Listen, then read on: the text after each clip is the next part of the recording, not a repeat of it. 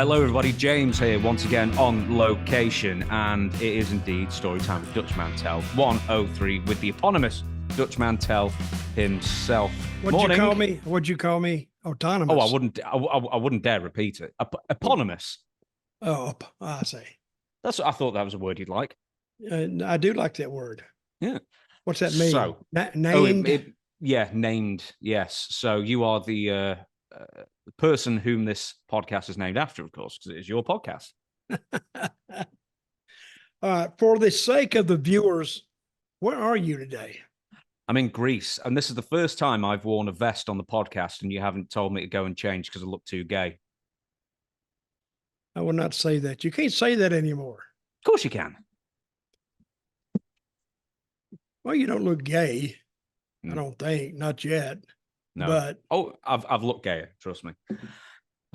Dearie me. So we're gonna let's speed. We've got so much to talk about with news because really we've got 9 days. Are we saying the reason why we're a couple of days late, or should we just chalk it up to it was just a medical emergency with a member of my family, and that will suffice. So it was pretty serious, but I think the danger is gone right now. So we're still trying to get it under control.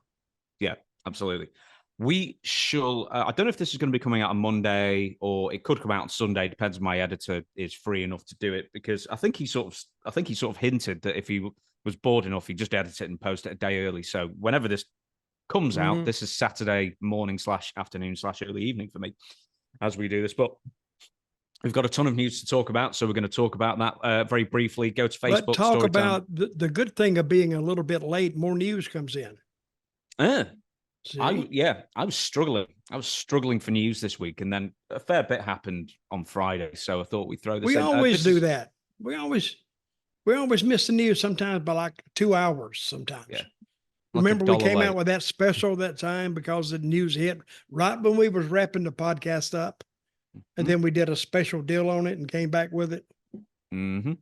I nearly messed up the saying as well. We're a day late and $1 short, but no, not this time, because I know, Dutch, you love some Vince McMahon news, but just before this is more fresh, hot off the press, as it were. Not that hot off the press, but I made a mention of someone who's let go of TNA, go from TNA, Dave Sahadi, long time employee.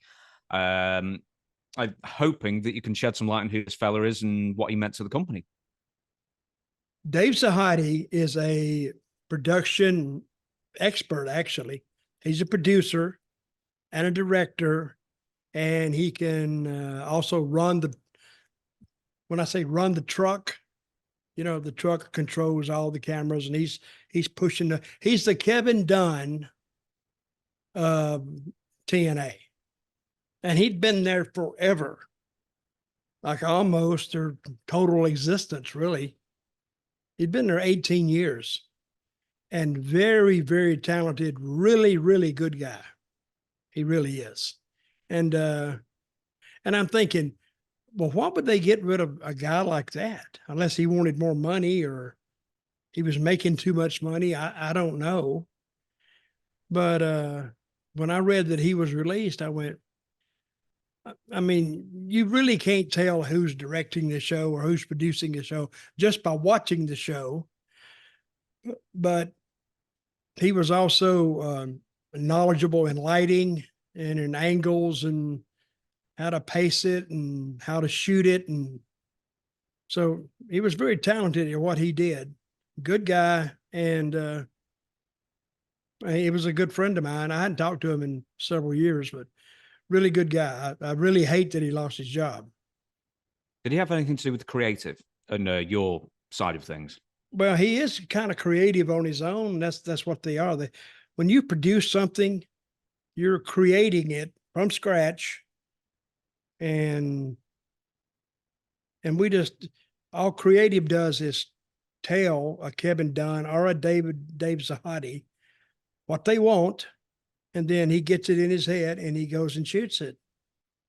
And so he brings it back, and it is new to the creative team. So they can look at it with fresh eyes and determine whether they like it or not. I have seen some things brought back they didn't like, but it's too late to redo it. So they would have to go with what the producer had. But I've never seen Dave Sahadi or really Kevin Dunn bring anything back that was subpar. Because I think they take pride in their work, and David Sahadi was one of the best. And he had worked for WWE before. That's how he got to TNA. I think he worked under Kevin Dunn. So when he sent that resume in, well, they saw he worked for WWE, and that was if you had worked for WWE in any capacity, and you were trying to get in TNA, well, I just unlocked the door. Oh, you work for WWE? Well, hell, you must be pretty good. So come on in. And that's how he got there. I think he lives in, where does he live at? I think he lives in Florida, I think now. I'm not sure. I think he was living in Atlanta. He's from New York, I'm pretty sure. But good guy. You should have, I'm now thinking, you should have told Dixie that you worked for the WWF in 1995, and maybe she would have given you a raise just on the basis of that. Nah, fair enough. Right then. Oh, sorry, I thought you were about to launch into something there. Well, no, Dixie was, I had a contentious relationship with her. I swear to God, you could almost tell when she was in one of her manic stages. You could just see her coming down the hallway, and she just had that look about her. And she'd come in and she'd be all flustered about something. You may not even know what it is. And oh, she wants this done and this done and this done and right away and this, that, and the other. And so that was her. And she didn't know what she was doing. She didn't have zero people skills, but she told people what they wanted to hear. And what used to piss me off is talent would go to her and they'd butter her up and say, well, creative is not really doing anything with me. And, then she'd come in there and maybe that same day or the day after or whatever, and want to know what we're doing with so-and-so. And she's not knowing that sometimes you got to stretch some of these things out, or the reason that we're doing something with somebody and not them. But see, talent took it almost like we didn't like them or something. But, and we've seen how WWE does things. Like they took Ricochet and beat him every week on TV. And he ends up one of the most over guys in the company and beat him every week till they decided to do something with him. For 3 weeks. No, they did something. Dropped him. No, but what he does is his merchandise sales are really good. Ricochet's? Not Ricochet. Sami Zayn. I'm sorry. Oh, right. Okay. Sami Zayn. I said Ricochet. I had Ricochet on my mind. And there's another guy that they beat all the time. But I don't know how much money you can draw with Ricochet, even though his work is beautiful. So are you watching wrestling? Or are you watching a tumbling exhibition? That's what I say about it. He can't do an interview to save his life. Now Sami Zayn can. So that's how you reach people. You have to communicate with them, not only with your in-ring performance, but you got to talk to them. And if they feel you when you're talking to them, well, it's like you're like an old friend. But Ricochet cannot talk. He can perform, but he can't talk.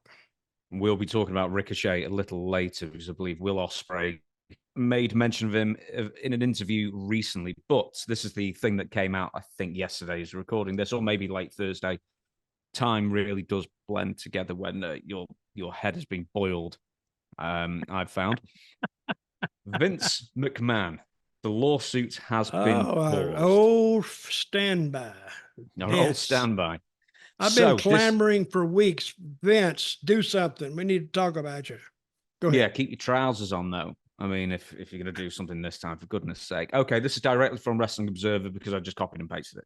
Janelle Grant has agreed to pause her lawsuit against Vince McMahon, WWE, and John Laurinaitis, according to comments from Ann Callis, the attorney representing Grant. Her client has agreed to a request by the U.S. Attorney's Office to stay at her litigation pending a non-public investigation into the matter. Here's the quote. Ms. Grant has consented... I'm sorry, I haven't even upped the font size on this yet. We've done a real rush. Ms. Grant has consented to a request by the U.S. Attorney for the Southern District of New York to stay her case against Miss McMahon, WWE, and Laurinaitis, pursuant to a pending non-public investigation. And Callison, attorney for Grant, said in an email statement to Bloomberg on Thursday, "We will cooperate with all appropriate next steps." So, there's a couple more quotes here. Dave Meltzer has added, because I copied and pasted from that. Basically, the Grant lawsuit is pausing at the request of the Justice Department as the government is conducting its own investigation. So, what have we been saying for ages, Dutch? Why isn't a criminal matter? Because these are criminal acts. Why is it only going to civil court? Well, it turns out that the federal government has been looking into Vince for quite some time, as we know. Well, the suit is paused per request by the U.S. Justice Department because they're investigating a criminal proceeding against Vince. And what he did has criminal undertones to it, or overtones. And let's see, I think the Grant people just got out of the way and let this investigation continue. So what do you think they're investigating more than anything? I think they're just investigating everything that Vince McMahon has done, not just with Janelle Grant, but allegedly, always got to throw that word in, with all the other women as well, because he signed so many non-disclosure agreements, which is in and of itself, you can presume an admission of guilt in a way. I mean, not legally, of course, but I mean, if you're completely innocent, I mean, would you sign? I mean, maybe if you're that rich, would you though? What would you do? I mean, it sort of like makes you look guilty, but would you just save yourself the aggravation? If I'm a big star, let's say this, and I walk down the street and all of a sudden I just happen to take a dump on myself. Now that's embarrassing. So somebody sees it. Hey, listen, I'll give you sign this NDA so you won't report it to because that is news. And if you're famous enough, that'd make headlines. So what he did, he signed a bunch of NDAs for, I guess, criminal behavior, I guess. So let's see where this goes. But again, now Vince is back on that hot seat again, along with John Laurinaitis, because they're in this they're like hand in glove because they were together in this. So let's see where it goes. Now, this also gives the Janelle Grant lawsuit a little more time. And they can think about it a little more and see, and it may even change the strategy of what they're planning to do there. Well, what's she going to do for the money that she was chasing? I don't so know. Apparently she's not going to get it. Well, she's going to try to get it. But see, I predicted all along that will be an out-of-court settlement. I think Vince will come up with $10 million, whatever it takes, to make her go away. And they can do that. She'll just drop the suit if they want to do that. But it's Vince's fault. He promised her $3 million. Give her $1 million, and that's a lot of money. Give her $1 million, and all of a sudden he just skied up. I'm not doing it no more. And she said, "Oh no, we're not doing that." And she went and got her a lawyer. And I guarantee you, any other woman that Vince has had any kind of dealings with has contacted, what's the attorney for Janelle Grant? Ann Callison. She's already said that she's had dozens of emails. Yeah. In fact, I had Missy Hyatt on my show, on the other YouTube channel, WSI, and she said back in the 80s that Vince McMahon tried to kiss her in her hotel room when she was briefly there, when she was pretty much getting a tryout around the 86 era as well. So as far as Missy's concerned, she was just like, yep, Vince has always been the same. Oh, yeah. But she may not have told you the rest of that story either. I don't know what happened. I mean, it's her telling the story. She said that she turned him down and threw him out of her hotel room. And talking about Missy Hyatt, she just released that after the death of Jim Ross's wife, they've been dating. I don't think they're dating anymore. And she says that he rocked my world and I rocked his. Which was a pretty good description. And if she made Jim feel better, great. If Jim made her feel better, great. So, and they've known each other, oh God, 30 years, 40 years. Kind of late in the relationship to kind of hook up, but them crazy kids finally got together. So anyway, we'll see what happens with Vince. I'm very interested in that. Now, when did this news break on this? February, right? Yes, I think so. I think you're right there. Yeah. So this is going on like 6 months, 5 months, 6 months. So yeah, well, it's been going on longer, hasn't it? Because in mid 2023, that's when we found out that the federal government had raided Vince McMahon's duplex or apartment or whatever it's called, condo. That's the word. And no one really had any idea until months later that may be connected to now the Janelle Grant case that had come out. Here's a question for you, Dutch. If the federal government takes Vince McMahon to trial and he wins, does that bolster his confidence to then not pay Janelle Grant and take her to court? Well, I wouldn't. That's a separate agreement. Yeah. No, yep, you're absolutely right in that sense. I think if he goes to court, I think Vince may get the same treatment Donald Trump's getting. Everybody's against him. They're convicting him. But we'll see where that goes. He's appealing, Donald Trump, which you might as well. He is appealing because how many NDAs have an NDA is there for a reason. How many NDAs has Donald Trump signed? Dozens, probably. Hundreds. Oh, yeah. And he signed checks too. But he still was the head of a business when he was president. So sometimes he was having to sign checks. And that Michael Cohen, they called him the gloat. You know, not the greatest of all time, but the greatest liar of all time. And they would just put a check down and this is for this. And he just sign it and sign it and sign it. So I didn't really agree with that verdict on Donald Trump, and I didn't think they would find him innocent. I think they would, at least they would be a hung jury on it. But in New York City and that part of Manhattan, 90% of the registered voters are Democrats. So I do believe this is a political persecution too. So if you can't beat them at the poll, beat them by the law. That's how they got Al Capone, They never could get out.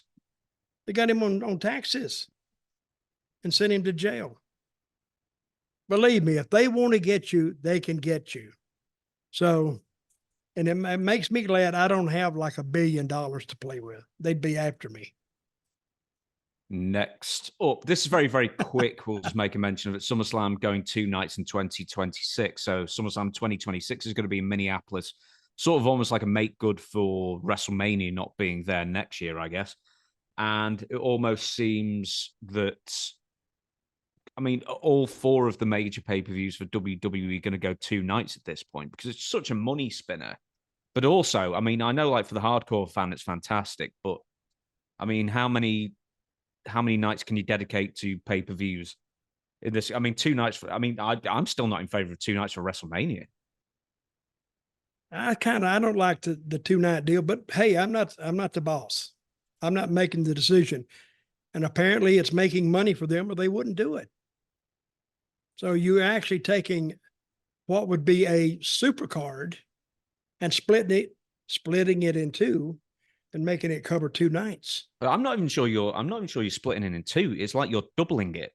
because the ticket prices are still the same both nights. Mm-hmm. You're getting these days with TKO especially, you're now getting the cities to pay you to bring the events over. Yeah. And, they'll pay millions for a WrestleMania, or apparently France, Paris. Was it Paris? I think it was in Paris. Paid millions for Backlash, all that kind of thing. WrestleMania in the future may end up in London if London pays enough. Dublin pay for it? Dublin? Mm-hmm. Dublin, Ireland. What about Dublin? Didn't they have something in Dublin? Oh, no, that's Glasgow. That's Glasgow. So that's in a couple of weeks. Yeah, Clash at the Castle. They'll have paid for it. And Vegas paid for it. Yeah, oh God, yeah. Vegas will have definitely paid for it. But yeah, two-day events. What do you make of it? I think Japan came up with it first with like Wrestle Kingdom, maybe. Well, wherever they can, whoever's idea it was, apparently it was good enough for WWE. So I can't do anything about it. So, but they have great attendance both nights, because it is an event. And now WrestleMania is like Super Bowl almost. I would never thought years ago that it would reach the heights it's reached. When you were arguing in the back with Lex Luger over that finish in Connecticut at WrestleMania 11, and it's gone from that to 30 years later. Oh yeah. We argued like over 2 hours, and I went, finally, I wanted to pull out a gun and shoot Lex. See, Lex was only worried about Lex. And I don't know. I understand that. But it was a simple finish. It was an 8-minute match. Guys, just do a finish. Just do anything you want to. Do a small package. Do anything. Let's just get out of there. And we would come up with something, and Lex would say, I don't think Lex would do that. He was talking about himself in the third person. So finally, it went on so long. I was getting ready to leave. I said, guys, I got to go. I got to go eat. So what are we doing here? And then they started, I said, do this. What about this? Do small package or whatever it was. They said, hey, that's good. Well, hell, I should have done that 2.5 hours ago. And we could have got up and got out of here. But it is what it is. C'est la vie. We'll move on to Saudi Arabia. Speaking about cities and countries paying for events, heading over to them. So unsurprisingly, Gunther won King of the Ring. Nia Jax won Queen of the Ring. I know you love. I think you predicted them both to win as well, so that's good. I did. Gunther winning also kept Randy Orton's streak of PLE losses alive, because I think he's lost every single major event since he returned. But anyway, every single time we discuss Saudi Arabia, it brings up the morals of working with a regime with such an appalling human rights abuses string of. This is highlighted best during the women's matches, because the women have to be completely covered by their heads and hands. And I want to make special note of Becky Lynch's outfit. I don't know. I mean, like, you always look a bit like a penguin in a tuxedo, but she looks more like a penguin somehow in that. But what do you make of it? Because, I mean, you sort of have to put your morals to one side, especially if you're a woman, because so many of the human rights abuses are directed and limits are directed at women in Saudi Arabia and some of the Middle Eastern countries like that. So you have to put your morals aside for money to go there in the first place. Well, why would you have to put your morals aside to do that, to cover your body? That's their law. So what's the old saying? When in Rome, do as the Romans do. Now, I highly advise any of the women or the females in WWE, don't bitch too much, because that is a hell of a contract WWE has with Saudi Arabia. They're paid like $25 million for a show. $50 million. $50 million $50 million one show? Per show, yeah. So I think if they say anything, well, they're not going to let $50 million let a couple of voices from the women mean anything, and they try to keep that down. But I think they got sense enough to know, let's go make the 50 million, and we wear his clothes one time. And I don't think it looks bad. I really don't. When they go out there, you know, they're dressed differently, and they're in Saudi Arabia.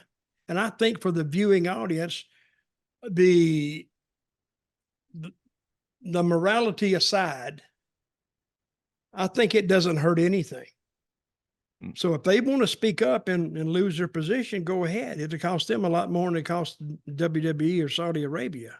Well, they can opt out, I believe. I mean, for on moral grounds, all of them can opt out. So it's not opt out. Yeah. Sami Zayn opted out, didn't he? Where did he opt out? Opted out. I can't remember if that would have been Saudi Arabia. I can't remember if he opted out if it was on his part or their part. Yeah, I think it's about Syria. Yeah, I think he opted out. He's Muslim. Yeah, but didn't he do one of those over there? Yeah, I think he did like the first one or the first couple or something, and then he didn't go. And I can't remember if it's because they found out that he was raising money for Syria or not. Yeah. Yeah. But it's a weird one. Hey, listen, let's separate this stuff, guys. Take the politics out of it, and let's go and enjoy something we enjoy, politics aside.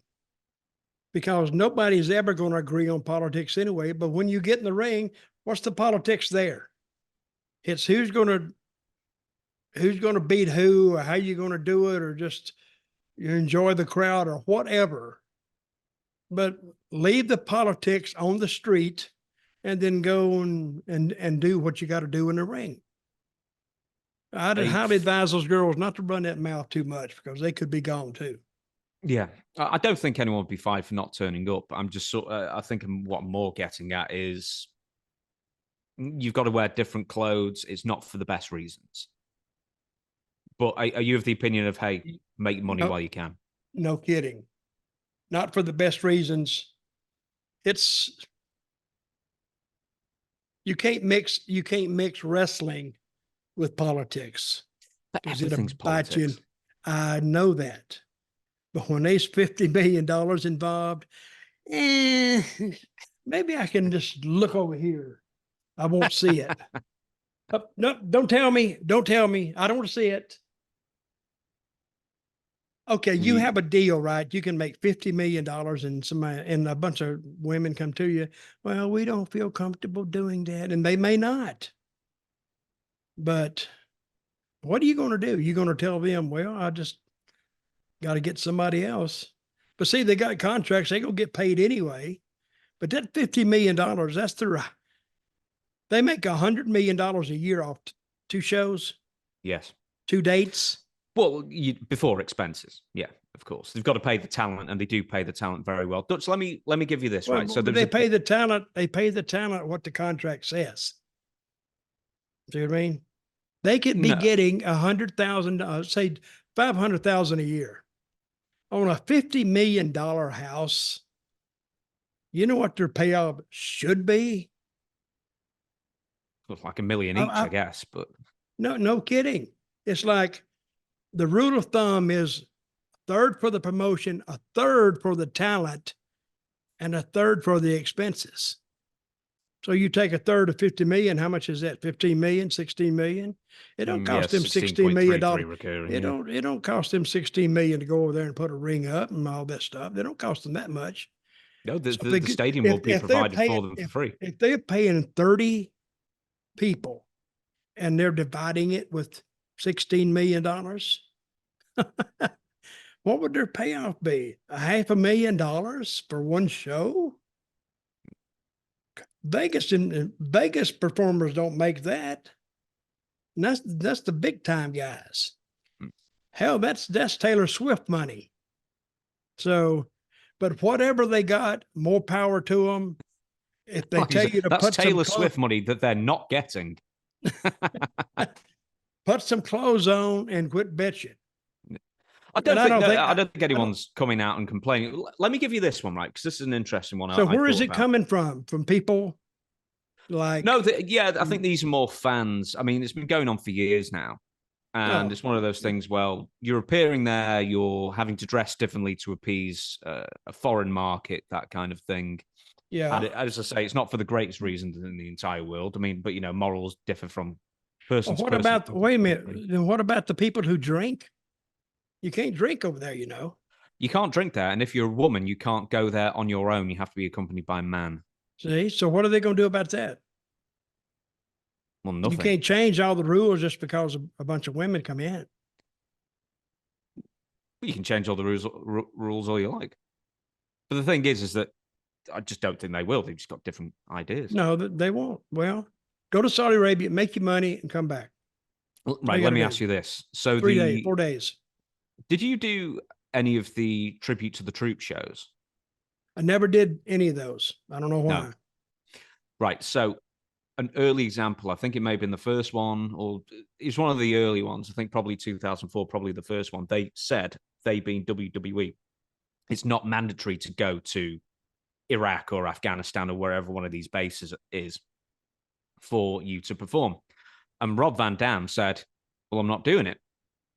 And beforehand they made it clear that, hey, you don't have to go, it's purely optional. And then when Rob said, I'm not doing it, it's like, why are you not doing it? They got mad. Because I'd rather have a week, at home with my wife and relaxing and recovering. Man, he found himself in the doghouse after that, let me tell you. So it's optional. That's what they say. Till it's not optional, and they didn't like your choice. So what did they do with him after that? He left quite soon afterwards. He did. Yeah, I think so. There was something else behind that too then. Well, he did I'm trying to think. He got injured in 2005. He couldn't do the first ECW thing. He won the WWE title in 2006, and I think shortly afterwards he lost. He lost it very soon afterwards, and I think he left. Anyway, that's the story for another day. We're going to move on story-wise now. And Tony Khan apparently is unhappy with his offer from Warner Brothers Discovery, excuse me.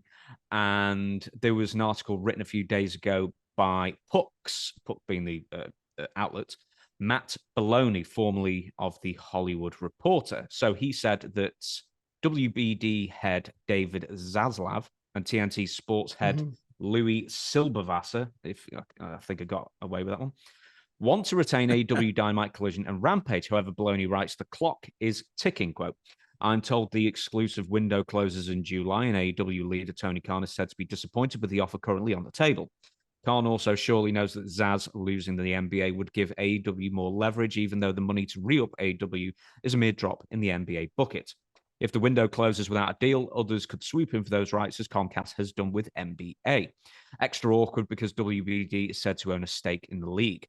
He went on to speculate that he's unsure of how attractive AEW is to other platforms, given only non-WWE partners can be in on potential bidding. He also said AEW provides reliable programming, and that if Zaslav loses both the NBA and AEW TV rights, that could cause more damage in WBD's deals with cable providers. We'll leave that there for now because there's very much a follow-up with it. But disappointed with the offer supposedly from this article, Tony Khan. What's your reaction? Okay, what's he getting right now? That's a good question. I think originally it was said to be about $80 million per year for all the programming. No, 80. 80 million. 80 million. So apparently, this is according to Dave Meltzer, of course, who has a direct line to Tony Khan, said the company will be looking for something like $125 million a year for all the programming, and that would be seen as a big victory. Something like 100 million or under would be considered bad.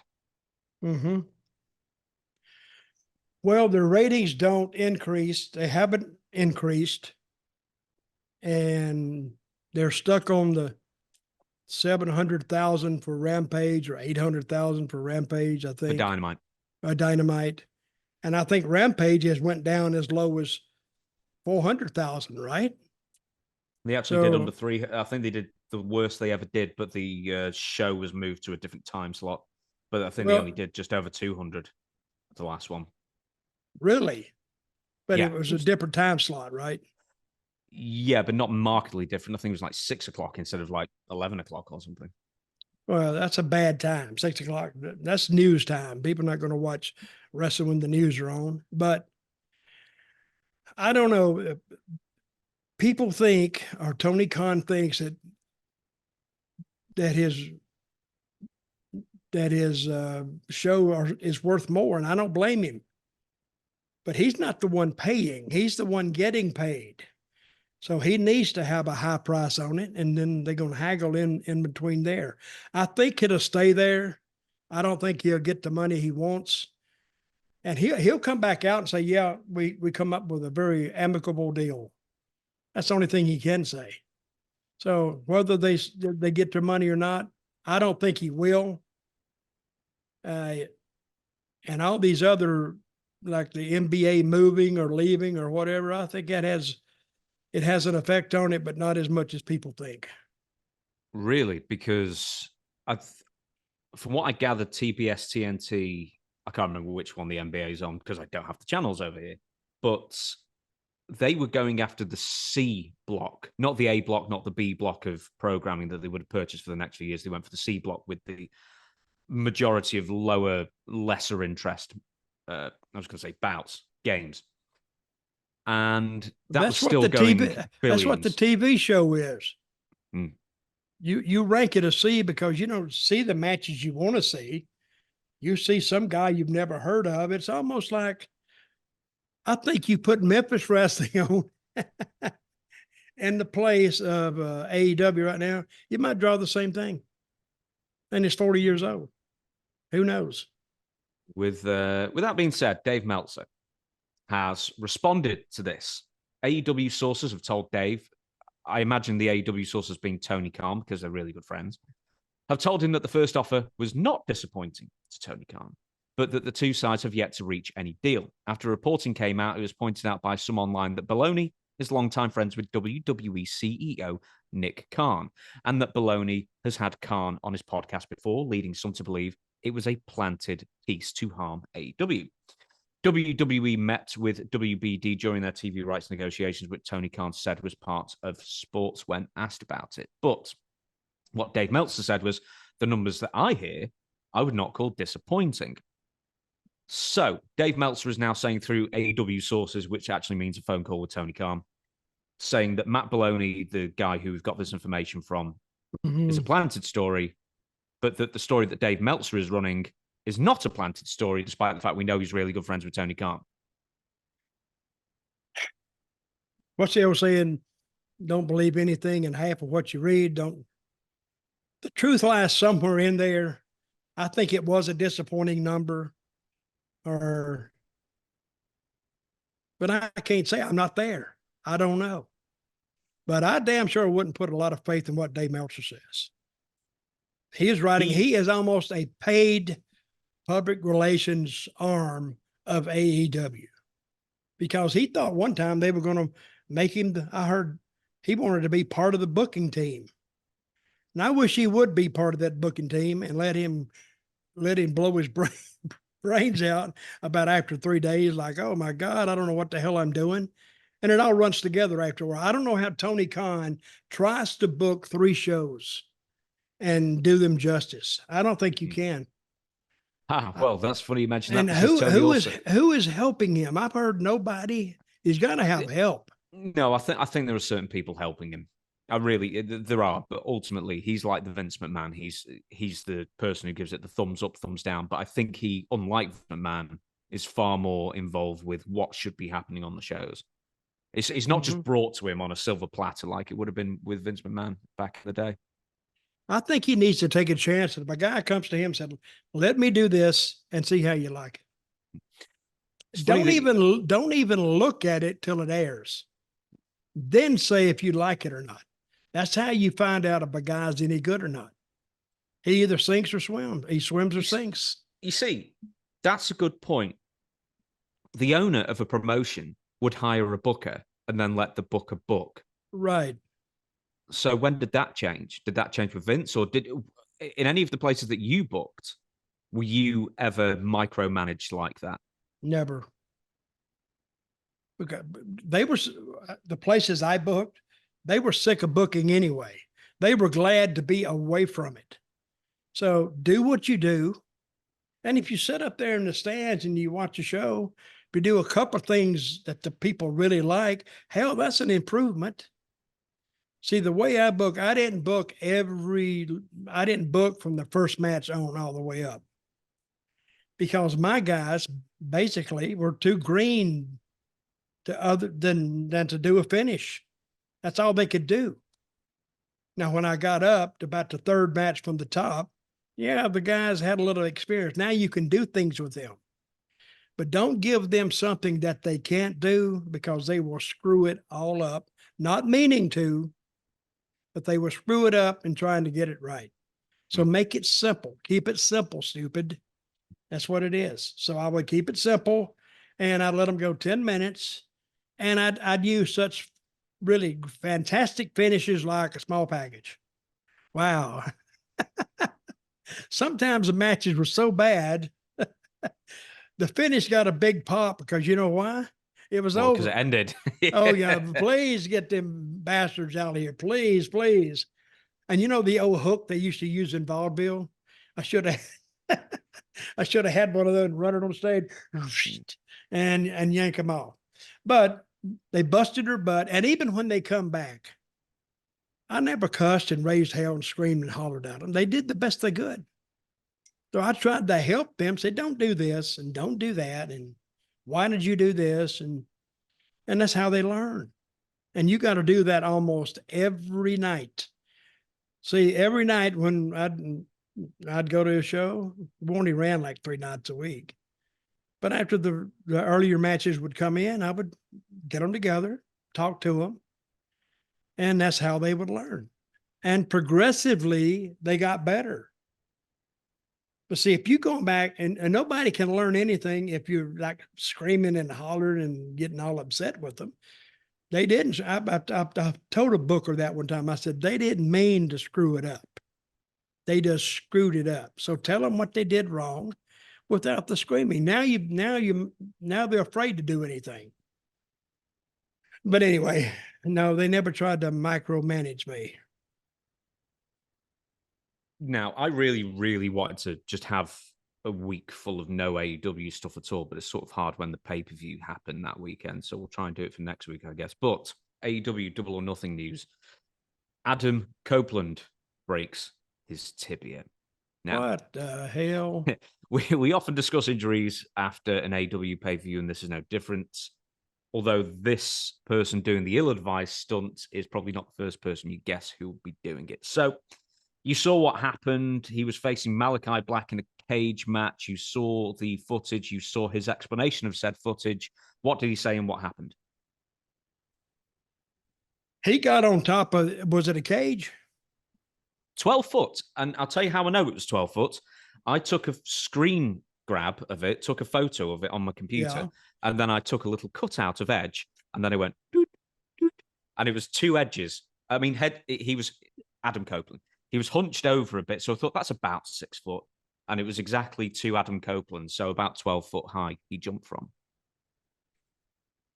Well, I've been predicting, and you have too, that actually AEW is going to have a death one day. They keep doing these crazy spots from different heights. But Adam Copeland got on the top of the cage, and there was Malachi Black laying on the table, right? Mm-hmm. And he was going to jump off. Now, everybody knows that you got to dive this way to stretch out and reach the table. Well, he didn't do that. I don't know what happened. I think he had a brain fart, brain freeze, or something, and he jumped straight down. Now, and I did a little research on Mr. Edge before we went on today. He's 50 years old, I think. And when you get to be 50, he's at least 47, I know. I read, may have been a mistake. I read 50. But no, he's 50. He's 50. He'll be 51 in October. So even though he said he came back and said, I don't know what happened, I froze. Well, you got a broke leg now. And isn't this the second guy who has a broken leg because of that? Remember the other guy jumped off the ladder? Yeah, Dante Martin. Yep. And his shin went. Ugh. Have we seen him since? Yeah, it took him over a year to recover. Adam Cole did a far smaller thing. He jumped off the rampway, running to interfere in a match, I think, and he shattered his ankle the exact same way. So it can happen from a lot shorter. No kidding. And Adam Cole, what does he weigh? Like 150 pounds, maybe. Yeah, he weighs more than that, surely. But You think? he don't weigh much more. About 180, I would say. He probably weighs that. But there's no reason for Edge, Adam Copeland, to even do the move. I don't know what he's trying to prove. He's got his money. He got booked. He got his money. He don't have to work 6 nights a week like he was doing in WWE. And he's making money, but he wants to get on the top rope. And I'm only blaming him for this. Nobody else but him. Nobody didn't lift him up there and push him off. He got up there on his own volition, and it screwed up. And the people will remember that move. I say this a lot. The people will remember the move about 15 seconds, and he'll remember it the rest of his life. So, and it's a wonder more people don't get hurt. See, he says his brain tells him, yeah, you can do it. You can do it. And that's true. Your brain tells you, oh, I can do this. But your body says, what the hell are you thinking? I'm not doing this. But then when you go anyway, well, the body's got to follow if you go. And he ends up, and it looked bad too. It didn't look like Sid's leg when Sid broke his leg. Sid's leg, I can't even watch it. It's so bad. It went straight out. Oh my God. But you could tell he was hurt. Sid was hurt, but you could tell Adam Copeland was hurt the way he landed. So I hope he gets better, and we'll see him when he gets back. Have you ever No, seen I have anybody never climb? No, I know no, you've never done it. No, I know you've I'm never not. done it. If somebody even suggested to me, can you jump off that top cage? I said, yeah, I can, but I'm not going to. Why not? I said, I don't do that. I don't, I'm, first of all, I'm afraid of heights. If I get over 6 feet, screw it. I'm not doing it. And if you would have to hoist me up there, you'd have to put a harness on my back and hoist me up there, then take the harness off and then have somebody push me. But by that time I'd be trying to be crawling down. I'm not doing that stuff. Have you ever seen someone like get on the top of the cage and then get up there and go, oh, I'm not feeling this, and climb back down again? Because, I mean, how can you do that with thousands of people cheering you on? I didn't get on the cage. I got on the top rope, and I got up there and I went, uh-oh. People laughed because it was a shoot. I said, screw this. And I got down off the cage, and they laughed because they knew exactly what happened. But I got up there and I went like this, whoa, whoa. Then I turned around real slow and worked my way back down. But that would be good. You put them on the top of the cage, then they come back down. That's a good spot. We need to remember that. Jimmy Snooker's to blame for all this, isn't he? He did it. It was amazing. And the thing is, you look at when he did it, that cage was probably only about 7-8 feet. Say only. Hey, we've never talked about Jimmy Snooker and that little incident he was in. I think we have. Nothing too in depth, but we've made mention of it. I remember talking to Don Morocco about that, and the police talked to him the next morning in the same hotel because he was staying in the same hotel. Talked to Don Morocco? Yeah. I mean, he probably talks about it to a lot of people. We're not changing the subject, folks, but, Vince showed up that night. There's a theory, isn't there? There's a theory that a suitcase full of money was given to somebody. No, I didn't hear the suitcase full of money, but I did hear that Vince showed up that night and used his influence to somehow go light. And there was no evidence that he pushed that girl. It was just what people thought, but who knows? There was evidence that she was forcefully shoved rather than fallen, than she fell over. And there was also evidence that she suffered longer term abuse as well. So I think there was evidence of a pattern. Okay, let's go back. I'm not a lawyer or anything, but I'm going to contest you on this. What evidence would you have that shows she was pushed? How would you know that? Instead of falling over? I mean, probably the degree of blunt force trauma, I guess. If you like trip over, I mean, how are you going to trip over backwards for starters and then sort of generate that amount of force? I figure. I'm sorry. We'll leave it. Your answer is denied. Well, we'll leave it there. Adam said, back to Adam Copeland, said that he got cocky and his brain forgets what his body always seems to remember too late, and his body pulled the emergency brake. So you hinted at it before. I think you pretty much said it, but just to clarify, do you think that he intended to do a splash or an elbow, and then when he got there, he's just because when you're 12 foot, you must like worry you're going to over rotate or something if you dive off. You're just diving straight, I guess. Wouldn't that be the way to break a table? How are you going to break it? You going to jump right on the guy's stomach with your, you got to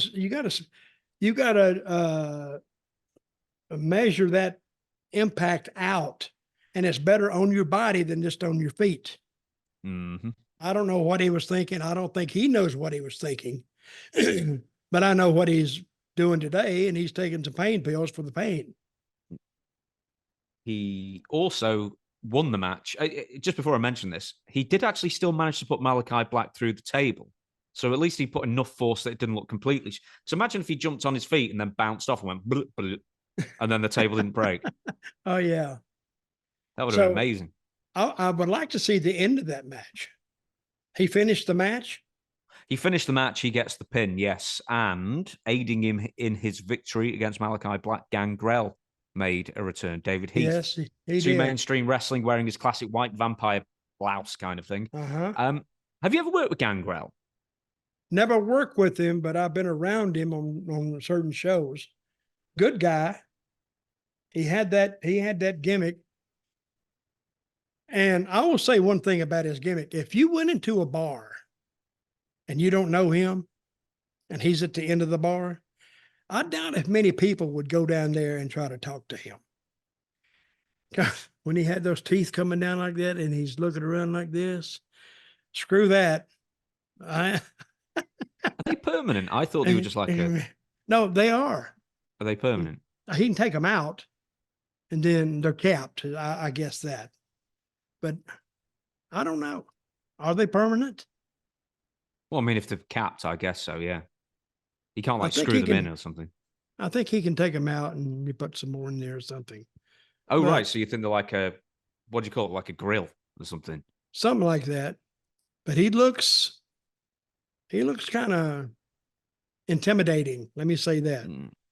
I wanted to interview him and nearly happened. And then it didn't. He just pulled out the last second. And I asked why. And it was like, oh, we can think it's a good idea one day. And then he'd think it's a terrible idea the next. So he wouldn't do it anyway. I don't know what he thought I was going to ask him. But I hope to interview him soon because I think he'd be very interesting. Anyway, we're going to move on. He hasn't done many interviews, has he? He had his own podcast. I mean, Jesus, everyone's had their own podcast at one point or another.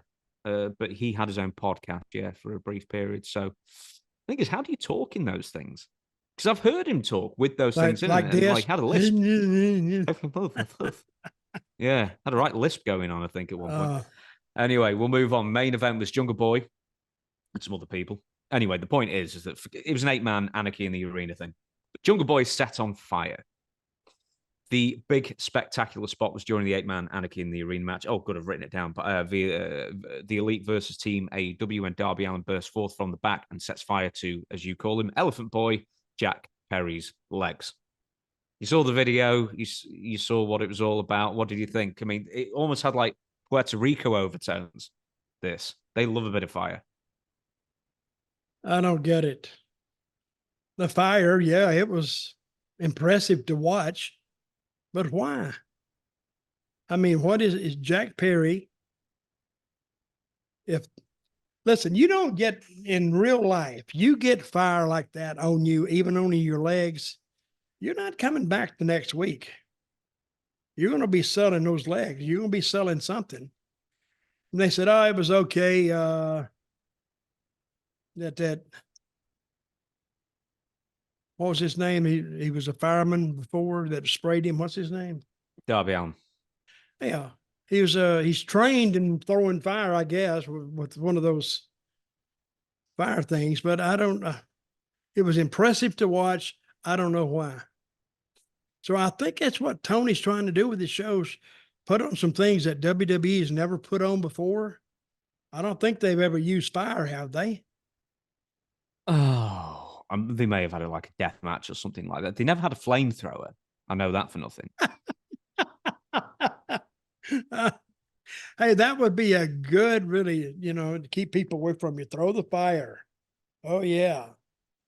But I'm going to blow your mind here. WWE, I've not looked this up. I just know this. They've had a flamethrower before. 25 years ago, Triple H on Kane. So it's not even new in wrestling, but yeah. Well, WWE's done everything. Of course, they stole their stuff too. They stole their stuff from the territories. And guess where the territories stole their stuff? Older territories or films or music. The older ones, yeah. So what did Triple H do with Kane? Burnt him. It was going into WrestleMania 15. I think I remember that. Yeah. But I don't think it was like a proper flamethrower. I guess it was like some sort of flash paper kind of thing. So it just did like one poof burst, and I don't know. I can't remember. That's so cheesy. Won't they do the Lawler thing and throw it? Did I tell you this story? The Sheik got Lawler's flash paper one time, and they were going to hold Lawler. Wayne Ferris and somebody else was holding Lawler, and the Sheik is trying to light the fire. You just put it on the flash paper and throw it. Well, he got the lighter out and he was going, and he went, Jesus Christ, Jerry, the fucking paper, no light. I said, did it ever? Laura was telling me the story. I said, did it ever light? He said, no. I said, what do you do with it? He said, he just hit me with the paper, unlit, hit me with it and beat me up. Oh, it was horrible. That's on tape somewhere. I got to see that. But it was the Sheik getting frustrated. Said, Jesus Christ, Jerry, the fucking paper, no light. I didn't know the Sheik was Italian. Huh? I didn't know the Sheik was Italian when you do it. Oh yeah, well, I can't do it anyway. But that's the way he sounded to me. But I would talk to the Sheik about his days in Iran, and he was a part of a special group that guarded the Shah of Iran, and I'm not sure how he got here. I think he went somewhere and just wouldn't go back. They couldn't find him, or they couldn't take him, or I forgot how he got here. But he was on the team over there, and he absconded. And I don't know how he got into pro wrestling either. I want to bring up this, right? So not only was there a fire thing with Darby Allin and Jack Perry got the win. He got the pin on Bryan Danielson. What the hell? With burnt legs? With burnt legs, no less. That wasn't after the pin? No. Jack hit a running knee to Danielson for the 1, 2, 3 after 30 minutes of action. So not only did he get burnt, it didn't affect him enough to not get the winning pinfall. You see, right? If you're going to do that, in my mind, what are you going to do after the fire? I mean, anything else has got to be a letdown. Lava. Yeah, and lightning bolts. Yeah, through the ceiling. Do you know what would have been really good, right? If somehow they'd incapacitated Bryan Danielson, the other team, Young Bucks and Okada, and then they carried Jack Perry, who was like holding his sides, going, yeah, and then like dumped him on him, then that would have been excellent. But no, he did a running knee for the win. So apparently the fight didn't bother him at all. Apparently the spandex sticking to his flesh was not incapacitating enough for him to not stop wrestling and winning. Now he just got his legs, did he? He didn't get his up top. No, I no. think he disappeared from the match and actually put something on his legs or something, some kind of gel. Yeah. That kind of softens the fire on the legs. And I want you to put that on my list of other things I would not do. Jump off the cage is one of them. And would you mind that we set you on fire? That's another thing I've had strong reservations about. There's one other thing. So when Jack Perry was getting set on fire, a fan video caught Tony Khan rolling. Yeah, okay. Tell us what you saw. Tell us what happened. No, this is a fan camera. He was getting set on fire, and Tony Khan was literally rolling down the ramp over and over and over, but not head over heels. It was like, rolling like the body just rolls over. And then he got down to the bottom, got to his feet and ran away. I thought he was hurt. Yeah. But apparently not. His neck was terribly injured, apparently, and now it isn't. So he just rolled around this. Why can't he do anything physical whatsoever? He got stuck climbing into the ring. I saw that one time. He didn't know how to get in. Yeah, he like it was just over the middle rope as well, and then he sort of started straddling back and forth, and he couldn't even get into the ring once. You can't do anything physical. That's what we used to do when the guys get in the ring, and he's never gotten in there before. We always pull that rope up right into his nuts, and he's off balance anyway. I've seen guys fall into the ring, and they didn't think that was funny, but I thought it was kind of cute myself. So just to add on this, apparently his neck's all healed now.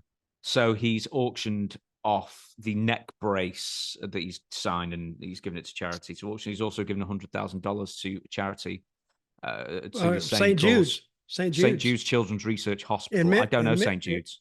Memphis. Memphis.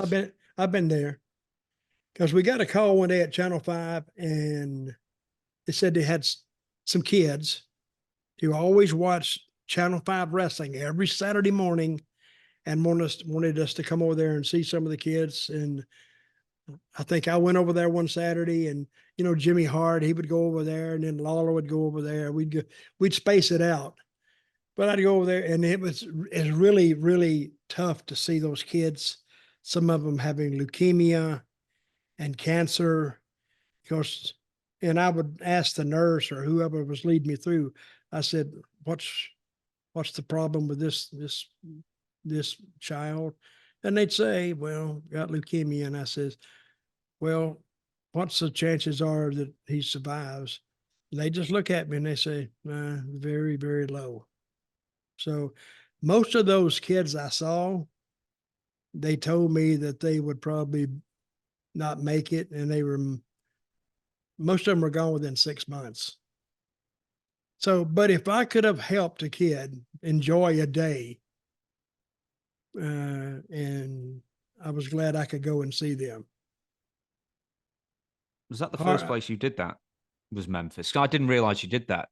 It's sort of the Make-A-Wish kind of thing back in the territories.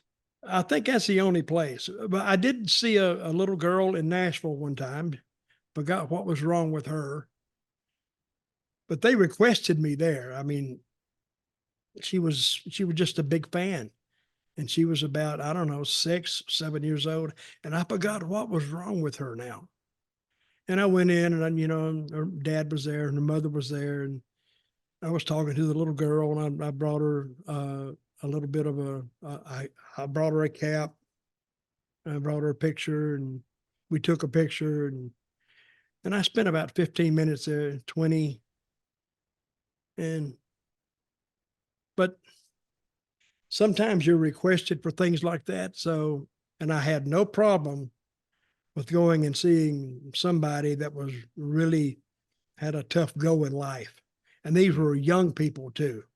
They're not going to have a chance. So if I could help make their day or their existence a little more enjoyable or pleasurable for however long I was there or however long they remembered it, I had no problem doing that. Did you do any or was this through WWE? Did you do any Make-A-Wish appearances for WWE?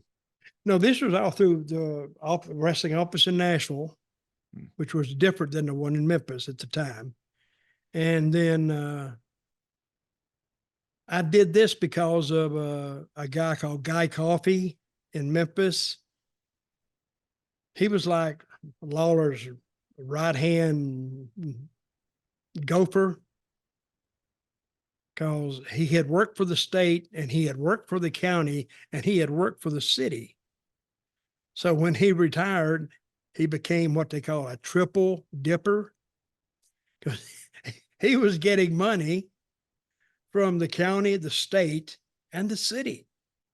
And he was well connected to the buildings and all the managers, so he could get stuff done. And he knew when was coming in what, and what date would be open. And so he was actually valuable to Lawler. So, but he came to me and he brought up this St. Thomas thing. So the last thing with Double or Nothing we're going to be talking about is MJF returning, and he does a lot of talking. So he's I know you weren't watching WWE at the time, but it wasn't lost on a lot of fans that he was returning in the same jacket that Triple H made a triumphant return in some 20 years earlier, the denim with the leather sleeves kind of thing. With that being said, he comes out, confronts Adam Cole, and then he beats him up easily, and then he basically, storyline-wise, kills off that masked devil thing that nobody liked, quite frankly, at the time. So basically, they just got rid of that completely. They've done the devil thing. He's beaten up Adam Cole. And then MJF makes an impassioned monologue to the camera and goes quite a long time as well. So tell us what he said and what you think about it. Well, where was this taped, filmed? You're going to test me now, aren't you? You carry on, I'll tell you in a minute. But it had a hell of a house in there, from what I saw. And when he came to the ring, the people responded. I'll say one thing for MJF, he's over. He's over big time. Vegas. So he was over, and he went in there and he beat what's his name? Adam Coleman. What's his name? Adam Cole. Adam Cole. Beat him up, hit him in the nuts first. And they had this, I guess, run in, and that's why the reason for the mask. He had put the mask on, and he told him to get that piece of crap out of the ring. And then he went and delivered an interview, which was pretty damn entertaining. Had a few curse words in it, because I don't know if they bleeped them out or not. It wasn't bleeped out on the... No, pay-per-view, they don't bother. Okay, so, and he says he's there, and he's going to, basically, he was there, and he's getting paid, and he ain't leaving, and they can't make him leave.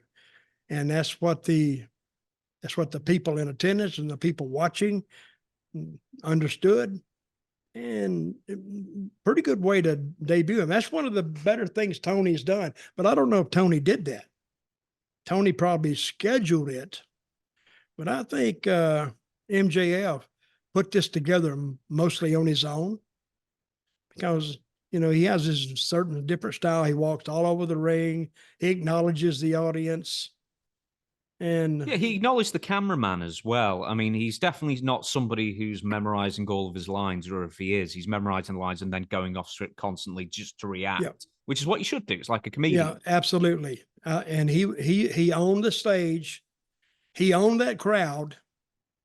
The crowd, I mean, really, really popped big time when they saw him. Okay, was he advertised to be there? No. He wasn't? No. You think you would, wouldn't you? I would think that he's going to be, I don't know. But when he came out, they popped huge. Now, if they weren't expecting him, that's one of the reasons for the big pop. But even, I mean, if they weren't expecting him, that's one reason for the big pop. But if they expected him, he still got a big pop. I think he's over. And I think, well, I don't think he's over. I know he's over. So, and he's one of the few that they've been missing, because you can't play the game without the pieces. What Tony Khan's been trying to do is trying to fill in for certain guys, I guess, fill in slots that need to be filled. but he can't fill the slot with somebody like MJF because there's nobody there that matches him. Now, MJF, he's not a big guy. He's probably about 5'10", maybe.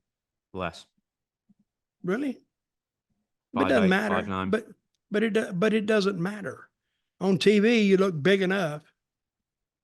Well, the thing is, everybody else there's so small that unless you're like Billy Gunn or someone like that, which they've got very few really tall guys, then the size average, yeah, or Luchasaurus or someone, yeah, or a Wardlow. Well, you're not going to see Wardlow anytime soon, but or is it Hobbs? I forget. I can't remember which one's injured, but yeah, the fact is the average height is probably about 5'9" anyway, or 5'10" or something. Yeah, so you're not going to stand out for being a bit below average.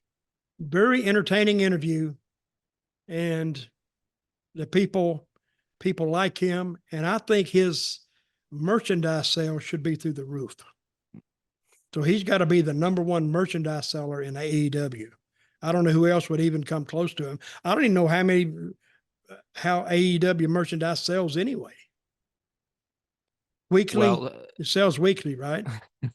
Very weekly. Very weekly. No. They've done some. They've shifted quite a lot.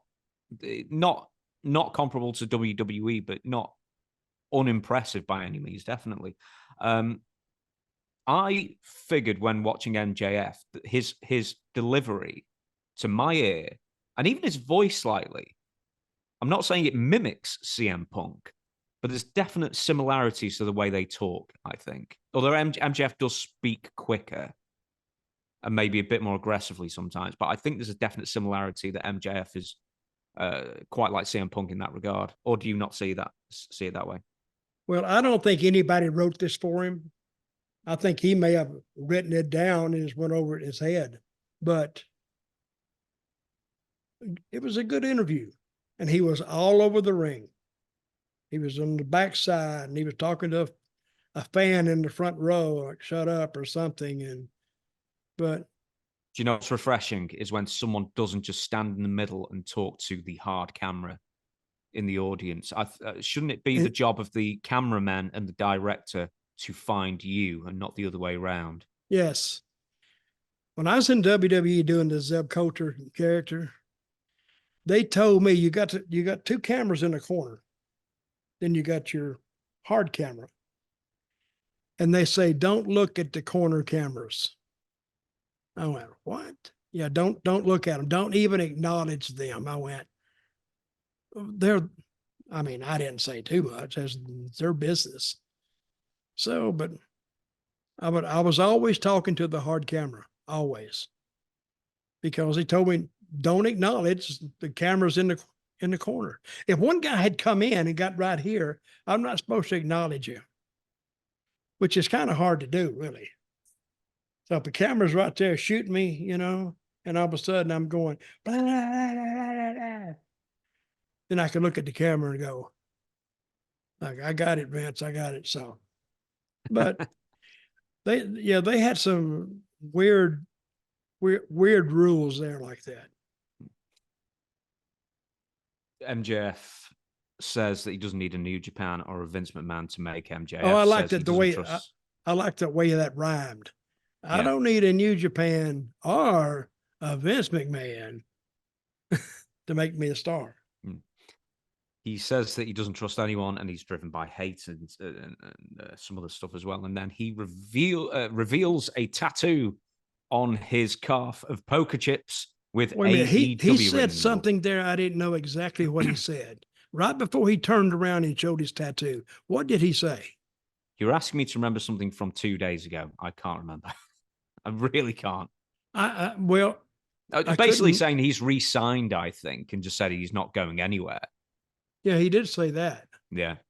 But then also, I think it's funny how he's got an AEW tattoo, but he's got it on his calf where his boots will go. Yeah. So if he ever does move, then that can be covered up very, very quickly. Yeah, he doesn't have it on his arm, does he? No. Well, effective interview. It was. On that note, we will carry on with our stuff then with the news. And there's been quite a lot of contract news coming out this past 9 days, I guess, as we record this. Mm-hmm. First one, the biggest one, is Mark Henry out of Mm-hmm. AEW, joining AEW in 2021 as a broadcaster, coach, and talent scout, but not as a wrestler due to various injuries. Mark Henry has decided to not re-sign with Tony Khan. Here's his reasoning. My contract with AEW is set to expire tomorrow, the 28th, as we record this. He's already done. And today, of course, it's the 27th, so I wanted to address that matter. And Tony Khan said at the press conference that he was very happy and proud of what we did together. I feel the exact same way. I appreciate everything that happened at AEW with Tony Khan and the Khan family. I had a great experience. I do feel like it's time for me to take more time to handle the markhenry.com and the remarkable brand and focus that attention on what my next steps are. I am not going to be renewing my deal, but he also said that this doesn't mean that he's leaving wrestling altogether. Mm-hmm. So, Mark Henry then. So what did he really do in AEW? Because I know he did it's time for the main event on Rampage. When you were watching Rampage. Yep. Oh, he was just an announcer. He wasn't even a commentator. He was like an interview announcer, and he would bring the person in that he was going to interview, and they would talk about a match coming up. And he said, well, it's time. It's time for the main event. And he had a way of saying that was kind of catchy. And then they take you to the main event. So, but I never saw him on a certain show. You'd see him maybe, that I recall, you'd see him one time, and that's toward the end of the show when he interviewed the main event. I don't know if he ever drew any money, big money. I do remember when they put something in his food doing a WWF taping, and everybody knew it except Mark. And my old saying, stay in your lane, I didn't tell him. Who was it? Who was it and what was it? Just for those who don't know. I don't know who did it, but it was, I heard, excrement. Not to get really bizarre, but hey, wrestlers are crazy. They are really, really crazy. You see, I'd end up with a murder rap. If someone put shit in my food and then I ate it, there would be murders. I will promise you that. Well, he wanted to kill. Well, good for him. That is criminal. That is criminal. It is. I don't know who did it. I can say with clarity, I didn't do it. Do you know I what? I wouldn't do that to anybody. No, do you know a story he told recently as well? Because he was bullied mercilessly when he was first in the WWF. He was on crutches. He fell over while running the ropes while he was training, right? Yeah. And that kept him out of the ring for like a year. Who was this? Mark Henry. Okay. So he was on crutches. He goes to a WWF show, and then somebody steals his crutches. And he was sure it was Shawn Michaels.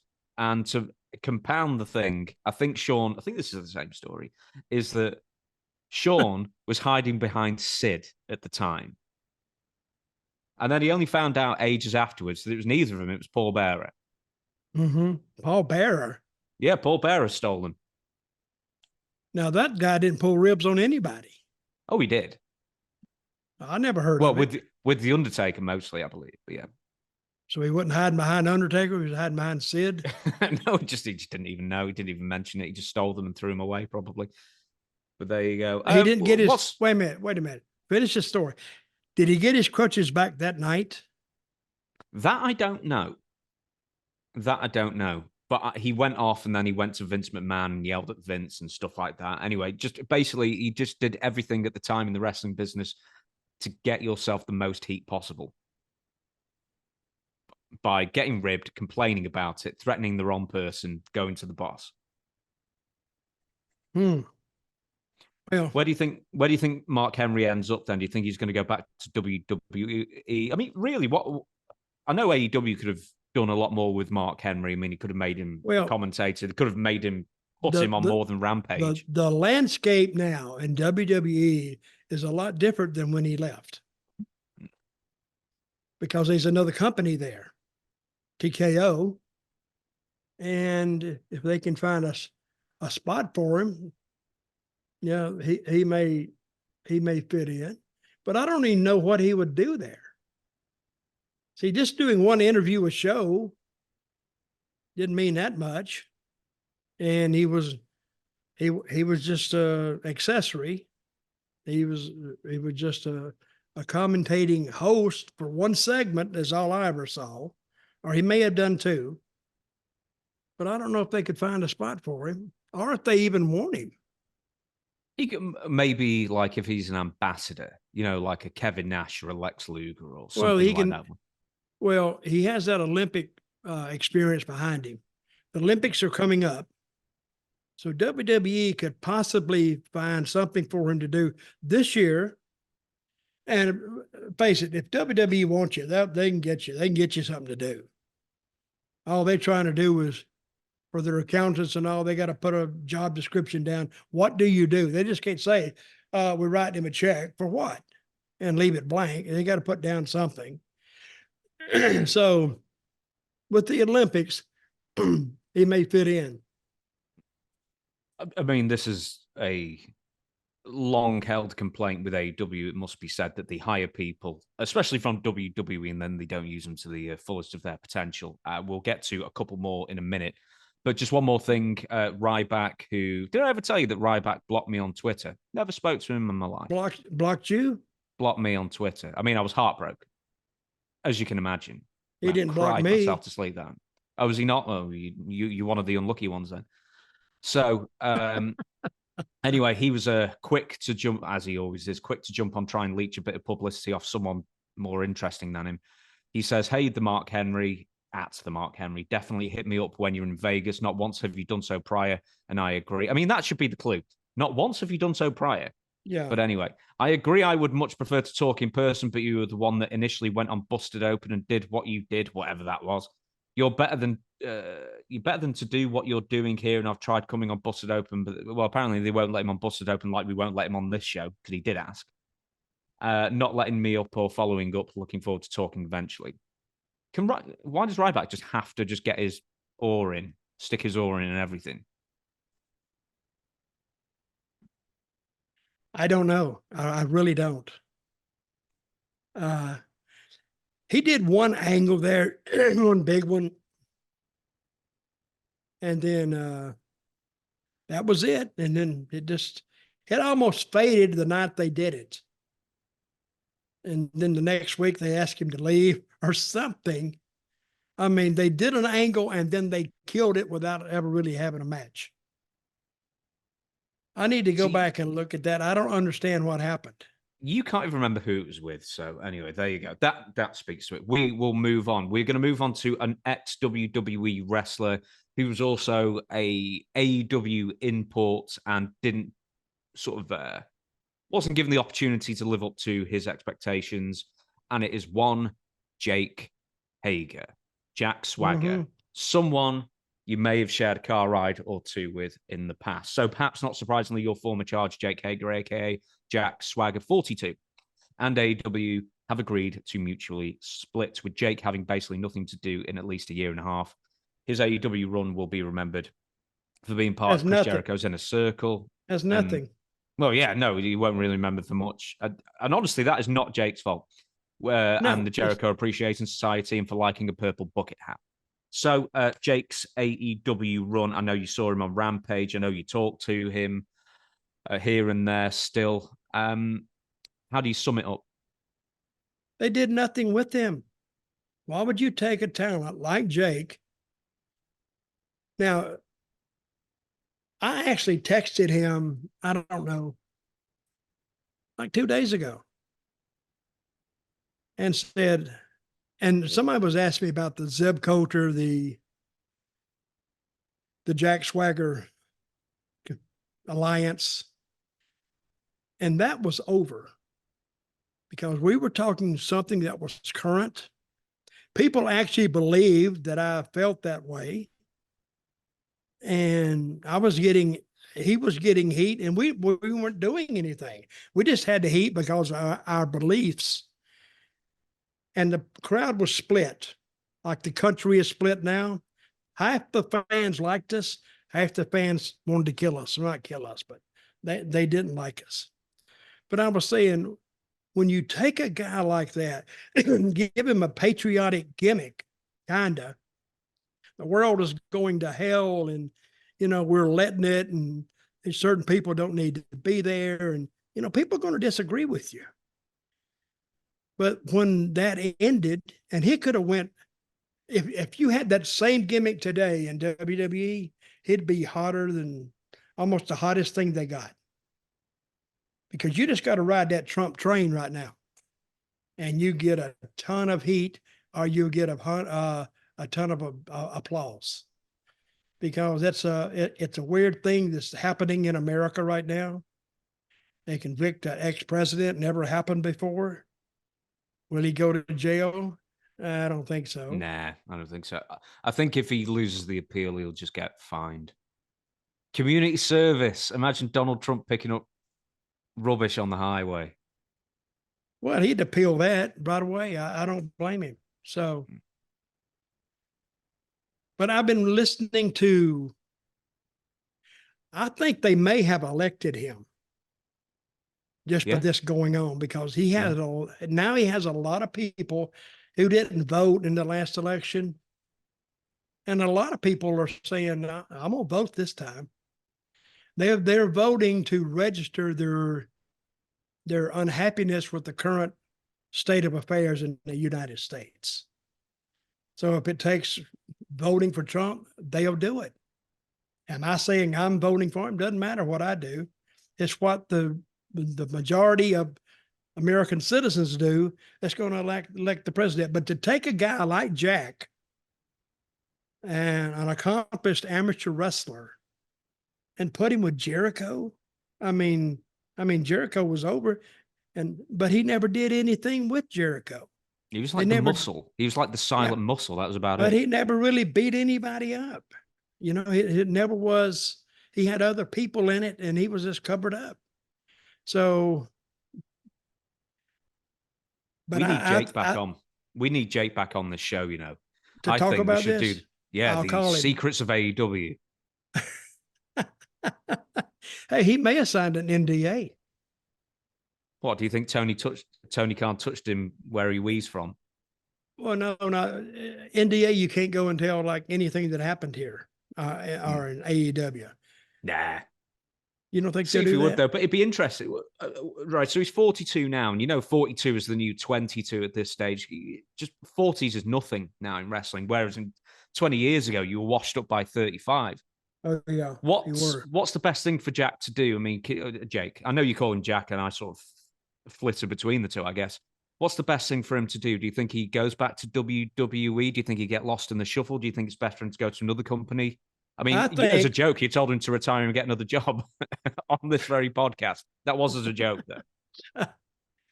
No, I think the WWE creative, I don't think it's lost on them how it was over. And with the current political environment going on in the United States now, I think they would like to maybe resurrect that character. If they look at me, I can't do it, but they could find somebody else, and it would be the same thing. I've got an idea. Yep. You like an idea. You like a booking idea, right? So like a big Give it show. to me.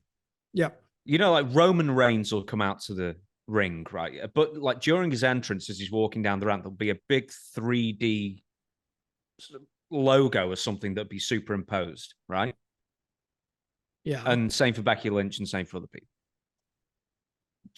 Jake Hager, Jack Swagger comes out with a big 3D superimposed head of you, and you are like the games master. You are the what would you call it in 2024? You won't call it. Does the head speak?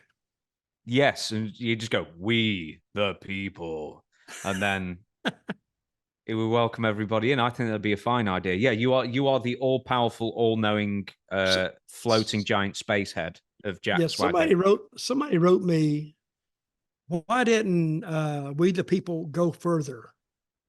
And I wrote back. I said, well, basically, they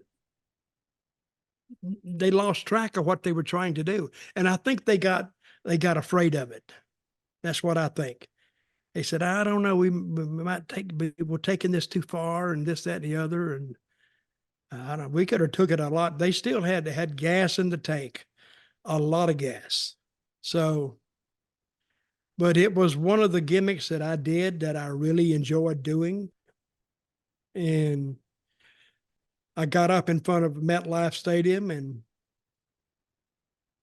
New Jersey, I guess it was, at WrestleMania 29, I think, and talked in front of 82,000 people, which was highlight of my career. And they sit and listened. And Donald Trump was there, unbeknownst to me, till after it was over. And then he came up to me and said, I loved your interview. Loved it. Tremendous. Said everything twice. And then he walked away. And people look at me like, what the hell? He just come up to you? And that's when I said, I give Donald Trump his gimmick for the presidential run. So I don't know if I give it to him. If only you could grow the mustache, I tell you. Wait a minute. But I think that We the People still has gas in the tank now, and more now than what they had before. So if anybody from WWE Creative is tuning in, Jake Hager, Jack Swagger is available. So you might need to pick him up. And of the rest of the contract stuff we're going to be talking about, there's one I didn't write down, but apparently Jeff Hardy is also, his contract's going to be up. He's been available to wrestle for months ever since Sammy Guevara broke his nose on that shooting star press, who was suspended, and then he was off suspension. He's not been back on either, so it just goes to show they've got too many people on the roster. But one who's interesting that we're going to be talking about is Arn Anderson, who is gone with his contract expiring today. Now, I wrote this 2 days ago, so I think his contract came up 2 days ago, or 1 day ago, whatever it was. Arn Anderson has announced he will not be re-signing with AEW. So this is from SCScoops.com. Arn expressed his extreme gratitude for Tony Khan, calling him a wonderful human being, and noted how much of an impact the AEW president has made on the wrestling industry, giving talent a different place to go and work. Anderson addressed his future, in wrestling, stating that he believes in the talent and the ability of his son, Brock Anderson, who is no longer with AEW and wants to spend his remaining years in wrestling helping him develop into a star. Right. Well, I sort of don't get that. It's like, why does Arn Anderson need to have 7 days a week free to develop Brock Anderson, who, in fairness, is a full-grown man at 27 now? Well, my point was, has he been training him up to this point? I don't know what he wants to do. I think he'll end back up in WWE, I think, as an agent, because he was a pretty good agent before. And but Vince is not there, and Vince was the one who liked him. And we'll see how that pans out. I think the kid, I've seen the kid, what's his name? Brock Anderson? What's his name? Yeah, Brock, yeah. To me, he doesn't look like the ideal WWE choice, but he does have a pedigree. That may mean something. So, but I think he wants to go back to AEW. I mean, he wants to go back to WWE. Now, he was let go, 5 years ago? Yeah, he was with AEW almost, I don't know if it was since the beginning or almost since the beginning, because he was the manager of Cody Rhodes for quite a long time. And the last couple of years, of course, he's done nothing, at least on screen. Yeah. But yeah.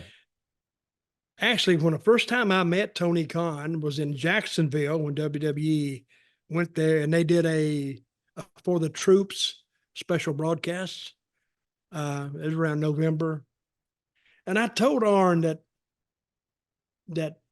the guy was there, Tony Khan. The name didn't mean anything then because we didn't know who he was. I said, he wants to open up a whole new company. And the first thing Arn said to me was, where is he? Where is he? I want to meet him. So I don't know if he met him. I know I didn't introduce him, but he was there and he was talking to everybody. So and pretty interesting guy to talk to.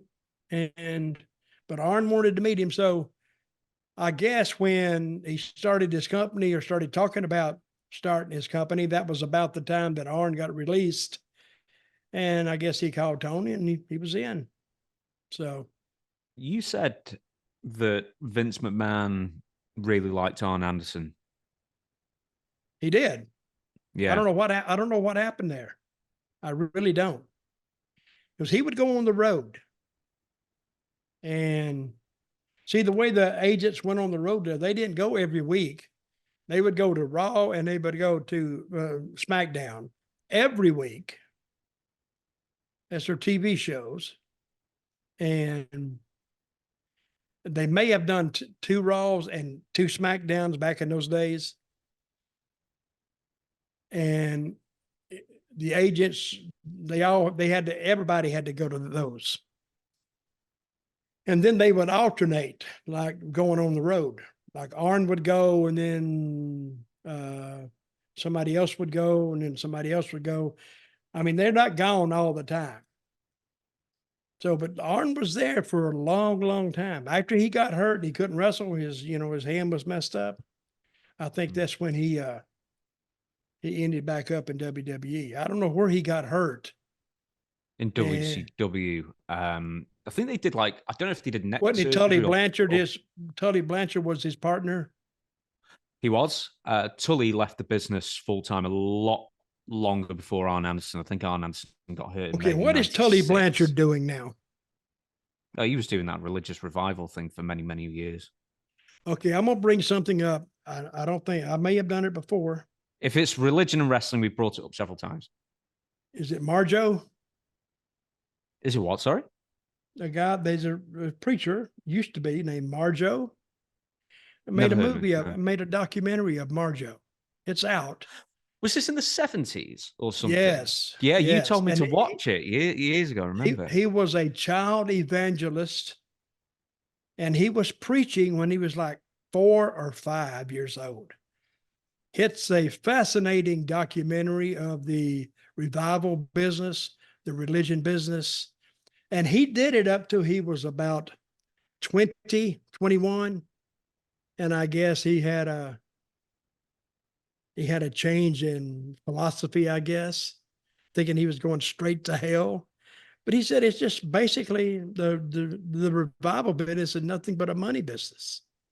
Said you go in and they take offerings like every 15 minutes. I was going to say, in other news, water is wet. And heal. Hey, I went to revivals when I was a kid. Old time, like Pentecostal revivals. Oh, with the snakes. Did you ever see one with the snakes? Oh, yes. They scared the living shit out of me. I'm sitting there like this, like, oh, God. And I was trying to leave. And my sister or my mother would hold me back. And I remember I had a friend named Bruce. I still remember his name. Bruce Addis was his name. So they come down, and anybody want to give their life to the Lord, and they were actually pulling the kids out of the pews. Like, kids didn't want to go; they're scared. They pulled Bruce out. I hung on tight. I wasn't going. And he went up there, and they lined him up, and they got what they call the Holy Ghost, the Holy Spirit, and they start talking in tongues. Well, Bruce was standing right next to this woman. She'd about 300 pounds. And she went, oh, Lord. And she swung her arms out, hit him in the mouth or hit him in the head, knocked his ass out. Now they're looking at him, and they thought he had the Holy Ghost, and they was marveling over that. And finally, the music ended, and they all got up, and he came back, and I says, did you have the Holy Ghost? I asked him. I was a little kid. He said, no, that big fat woman knocked me out. But they scared the living hell out of me. They really did. They would pass the plate. And I remember one of the big preachers there was named Brother Frank. And we found out later, Brother Frank was a very active gay member of the community. Things I grew up with. And that has marked me all my life, not to believe in religion, but organized religion like that. I steer clear of it. But Marjo brought it all back. Snake bites. Well, the one I'd read about one guy, one snake bit him and hell, he died. And you know what the church member said? He didn't have enough faith. No, he didn't have enough faith. Yeah. Or he would have survived that. I like that. So, you didn't have enough faith in this diamondback rattler. Saying, oh, kiss me. Latch onto that jaw. Anyway, that's just one of the things in my youth that I've hardly ever talked about. No, you've never mentioned that before. I can't believe you ever went to a proper Pentecostal snake handling church before. You've never said that. Okay. One of my mother was really, really sick. She died when I was 13. She started getting sick about when I was 7, maybe 6 or 7. And I remember she was looking for something. And one week we'd go to a Baptist church, listen to them. And then we'd go to a Pentecostal church. Then we'd go to a Methodist church. And I couldn't make sense of it. I didn't know why we was going to a different church every week. But she was looking for something that I really couldn't quite place at the time. Well, we ended up going to a Catholic church. And she wasn't Catholic, but my father was. I still remember the priest coming out and seeing us on Sundays. And I was thinking, nobody explained anything about religion to me. Anything about religion, I learned on my own, basically. But when I went to those Pentecostal churches, and when they had, and I went on revival night, they come in like every 6 months. And I saw the evangelist and the preacher. I didn't learn this until I was watching Marjo. They come in and everything they make during that week, during that revival week, they split.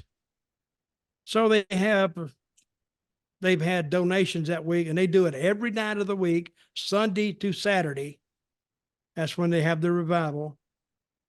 And if they make $2,000 that week, they split $1,000 each. So it was a financial arrangement between the evangelist, the traveling evangelist, and the preacher. See, I don't know how many people in the church knew that. I didn't know it because there's no need for me to know it. But old brother Marjo kind of clued me in on the inner workings of the church. It's like almost getting introduced to the kayfabe of the church. That must be so confusing. Is that sacrilegious to say the kayfabe of the church? No, there's it must be so confusing for you to go to 4 different branches of Christianity or Catholicism and not realize why, except for just the presentation is different. It's like one's got more singing, one's got snakes, one's got the body and blood of Christ manifested into wine. Well, you didn't ask me which one I liked the best. I didn't ask you which one did you like the best. Oh, well, I liked the Methodist best because they were more calmed down. They kind of explain what we're doing and didn't scare the shit out of me. So I can actually go to that and not be scared. Was that the least hellfire and brimstone? Oh yeah, and down south, it's hot summertime. Oh, it was brutal for me. I never have forgot that. So, my next book, I'm gonna write a story about that. Absolutely. I find that so fascinating. Now we're talking. This is what all of a sudden guys get in wrestling. And Ted DiBiase is a prime example of this. Oh, yeah. All of a sudden, he gets religion. He's found the Lord. And what's the next thing he's doing? He's doing revivals. He's doing tours. They all are. Jake, Ted, Buddy Landell, Tully. Yes, they all do that. And I'm thinking, wait a minute. See, there's a lot of resemblance between pro wrestling and the organized revival business, because you got a crowd of believers. They come normally, And then where wrestling has a ring, religion has a pulpit. And you have a speaker, and then you sing songs, give money, like buying a ticket. And they try to say people, that's like getting them to subscribe to a podcast. A lot of resemblance, and you have a star. Of course, wrestling has the Hulk Hogan's and the Randy Savages and all that. But you can't beat religion. They got God and they got Jesus. Undefeated. Hard to match them, but there is, and you got music. Wrestling has music, and it is a show. You ever been to a Pentecostal church? No, there's nothing like that around here. I mean, there are like fringe. You need next time you come. Next time you come, you need to go out in the country, find you a Pentecostal church, and just go to it. You know how creepy it is? I mean, it's creepy, right? And I'm sure like people in the South of America are probably just used to it. But I have seen billboards that says hell is real and, repent now, etc. And then it'll give like a Bible quote and stuff like that on billboards all up and down the highways and stuff. And do you know how just bizarre that is to someone like me? So we don't have highways, we have motorways. It's essentially the same thing. We just say different words. And there's one guy, and I can't remember, it's on the M56 or whatever it is, like on the way to Wales from where I am. What does the M stand for? I've always wondered. Motorway. That's it. Okay, I got it. And there's like one truck. We'd call it a lorry. Yeah. But in a field. And it just basically says the same thing. Religion is real or whatever it is. And everyone who drives past it just always goes, that's really weird. But then if you go to like some of the southern states in America, that's everywhere. Yeah. And it's such like a disconnect culturally. Anyway, we'll get to the other stuff. Becky Lynch out of contract, we'll ignore that. So something that I know you do have an opinion on, and this is something that you actually made some news websites for a quote that you were saying a week or so ago. AJ Styles retiring. So what is he? Turning 47 as we record this tomorrow. So recently returning in at the very least the best cosmetic shape that he's ever been in. AJ Styles has basically said he's very near the end of his time as an active wrestler. Here's the quotes. I'm done. I'm going to retire. I'm getting to that point where I am worried about embarrassing myself. It's funny, the exact same quote that Adam Copeland used. My brain says I can do this or we can do this. My body's like, you're stupid. We cannot do this. We're hurting every day when we roll out of bed. At some point, this has to come to an end. He further says, I love it. This is what I do and what I know. I've spent more than half my life doing this. But at some point, you have to let go because it's fun, but I don't want to disappoint you being the fans. Yep. So you predicted that AJ Styles was basically gearing up for a retirement. So what made you think that? That's what he said. And I'm thinking, okay, it's a new regime in WWE. And this may be a way to actually shoot with it, and where he would walk away. He can always come back. They always come back. But so I'm watching SmackDown like a mark. And I enjoyed the hell out of it because he went in there and he brought out his old two buddies, Anderson and what was the other guy's name? Gallows. Gallows brought them out and they'd been with them and he was, but the one person, and he went through it and it was like a shoot. If they were going to have him really retire, they did this well because they faked me out because they've done this before where the guy didn't retire and he did something else. But I thought, AJ, and he brought out Cody Rhodes, and Cody Rhodes come out without his belt, which was tipped me off a little bit. And the reason he's retiring is because he can't get a shot back at Cody. He's got to go back to the back of the line. And he's saying, I just can't do that. I don't really have time to do that. I shouldn't have to do that. Basically saying that his time should have counted something for seniority. And so he had a reason to retire because he was going to have to wait, and he didn't want to do that. So him and Cody talked about each other and what a great match they had in France, and the crowd was electric. And then they hugged. Then they held each other's hand up. And Cody come across and popped him right in the mouth, beat the living crap out of him, threw him out of the ring, beat him up, and it ended with just the face shot of AJ, and where his two buddies, Anderson and Gallows, was holding back the referees and some people who wanted to help AJ. Really, really good segment. So I was having people write to me saying, you could see it coming a mile away. And I was talking back to them, shut up, blah, blah, blah. But thinking back on it, we just talked about it. Mark, what's his name? We just talked about him. What, the commentator. Today? Who? Oh, Mark Henry. Mark Henry. He did almost the same thing about 10 years ago. Yeah, he was wearing a salmon pink jacket and basically said he was retiring, and then he retired. He cried. And AJ actually, his interview was really believable. He said his son graduated the other day from high school, and he was thinking, how many of these have I missed? And I'm thinking, well, how many times has how many times has he graduated? You couldn't have missed, but none of them really, if you were there at this one.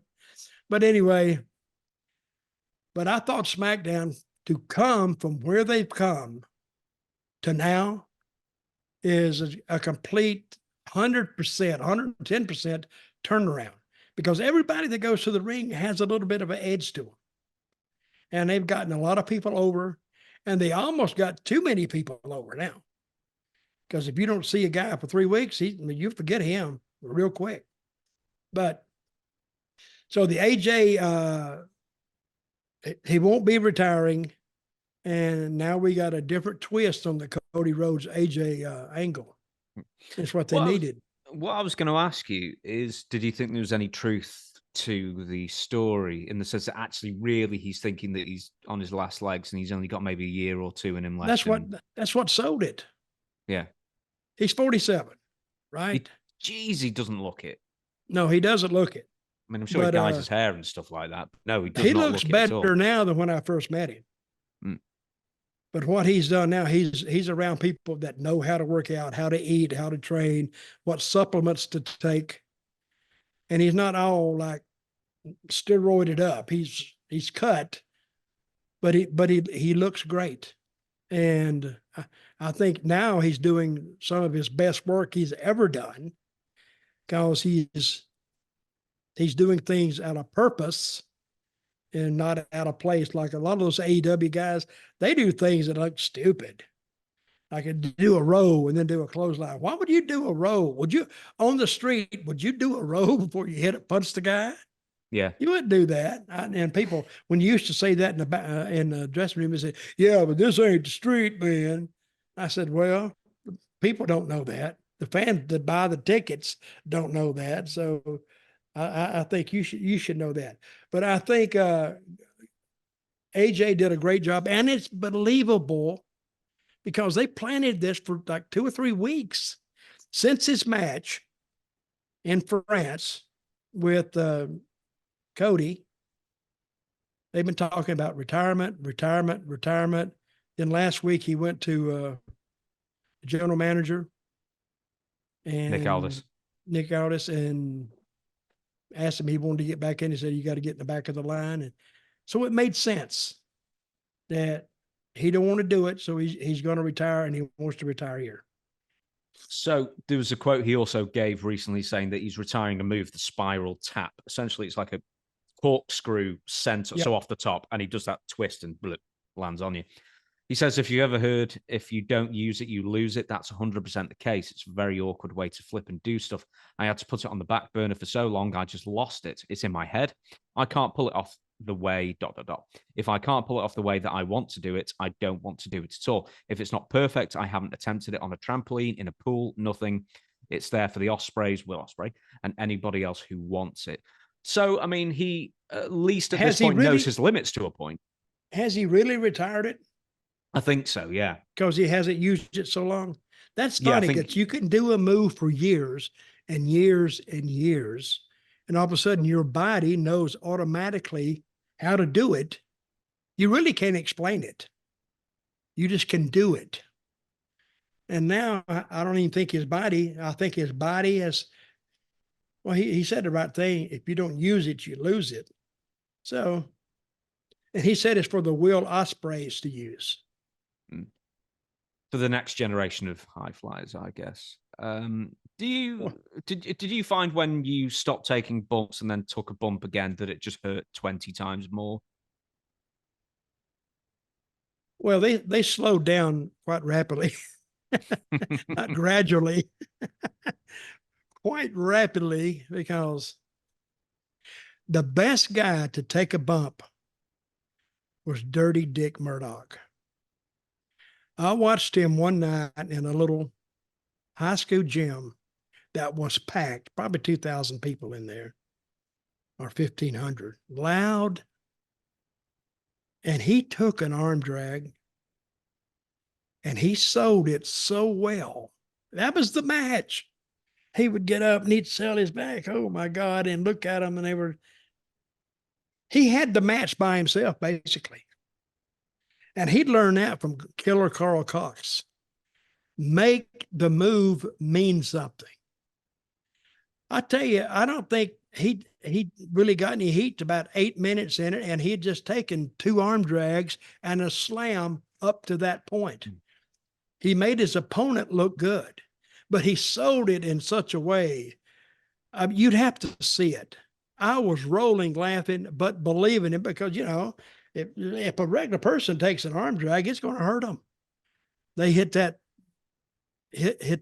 ring mat, and it makes a loud sound. So, you know, and he weighed about 260 anyway, but he had a way of selling it. Do you know what he did? I mean, apart from the fact that he like used to occasionally run around the circle on the mat, you know, the woo thing. Oh yeah, yeah. He'd also, let's say if he took a bump or whatever it was, he would like stand up and he'd like go, and then he'd jog to the next post and then go, oh yeah, and then he'd do it to the next post, and it eat up the minutes. Yeah, and people, they loved that because he was performing and nobody was getting hurt. And he was telling a story. Dick Murdoch, probably the world's best, of course, he stole that from Killer Carl Cox. But those days are kind of lost now. They don't have guys doing that. But if they did. What is old is new again. Steal it. Who steal it? Somebody needs to steal it. Everybody should steal it. Weirdly, when I was in Japan, it turns out I was in a restaurant with a bunch of wrestlers, and one of them was, because they wrote to me a day ago, and I just replied to him, and one of them was Madman Pondo, and apparently they all recognized me. So I didn't have my glasses on. The guy who was talking to didn't have his glasses on, and we were all squinting trying to recognize each other, and then we gave up. And then about 2 weeks later, we realized we were all in the same restaurant. Ribera, by the way, if anyone was wondering. Just getting on AJ very briefly, and then we'll move on to a couple more bits of news and we'll close this down. You recently said that you love AJ Styles to death. Yes. I didn't realize you were that big of a fan of AJ, or like you cultivate that much of a relationship in TNA with him. So why do you love him so much? Well, first of all, you know, he was offered to go to WWE a long time ago. Did I tell you that? He said he said he didn't feel ready. He turned it down. Yeah. No, but no, they lowballed him with money. You know, well, no wonder he wasn't ready then. His wife is a teacher. She's a public school teacher. I think elementary school, I forgot. And he helped put her through school.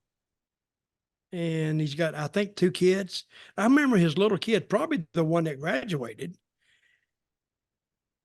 When he was about 1 year old, the kid was standing up and he would take the child and the child would stand in his hand and he would like this. And it scared me to death. I said, AJ, don't do that. You're going to drop that kid. He said, no, I'm not going to drop him.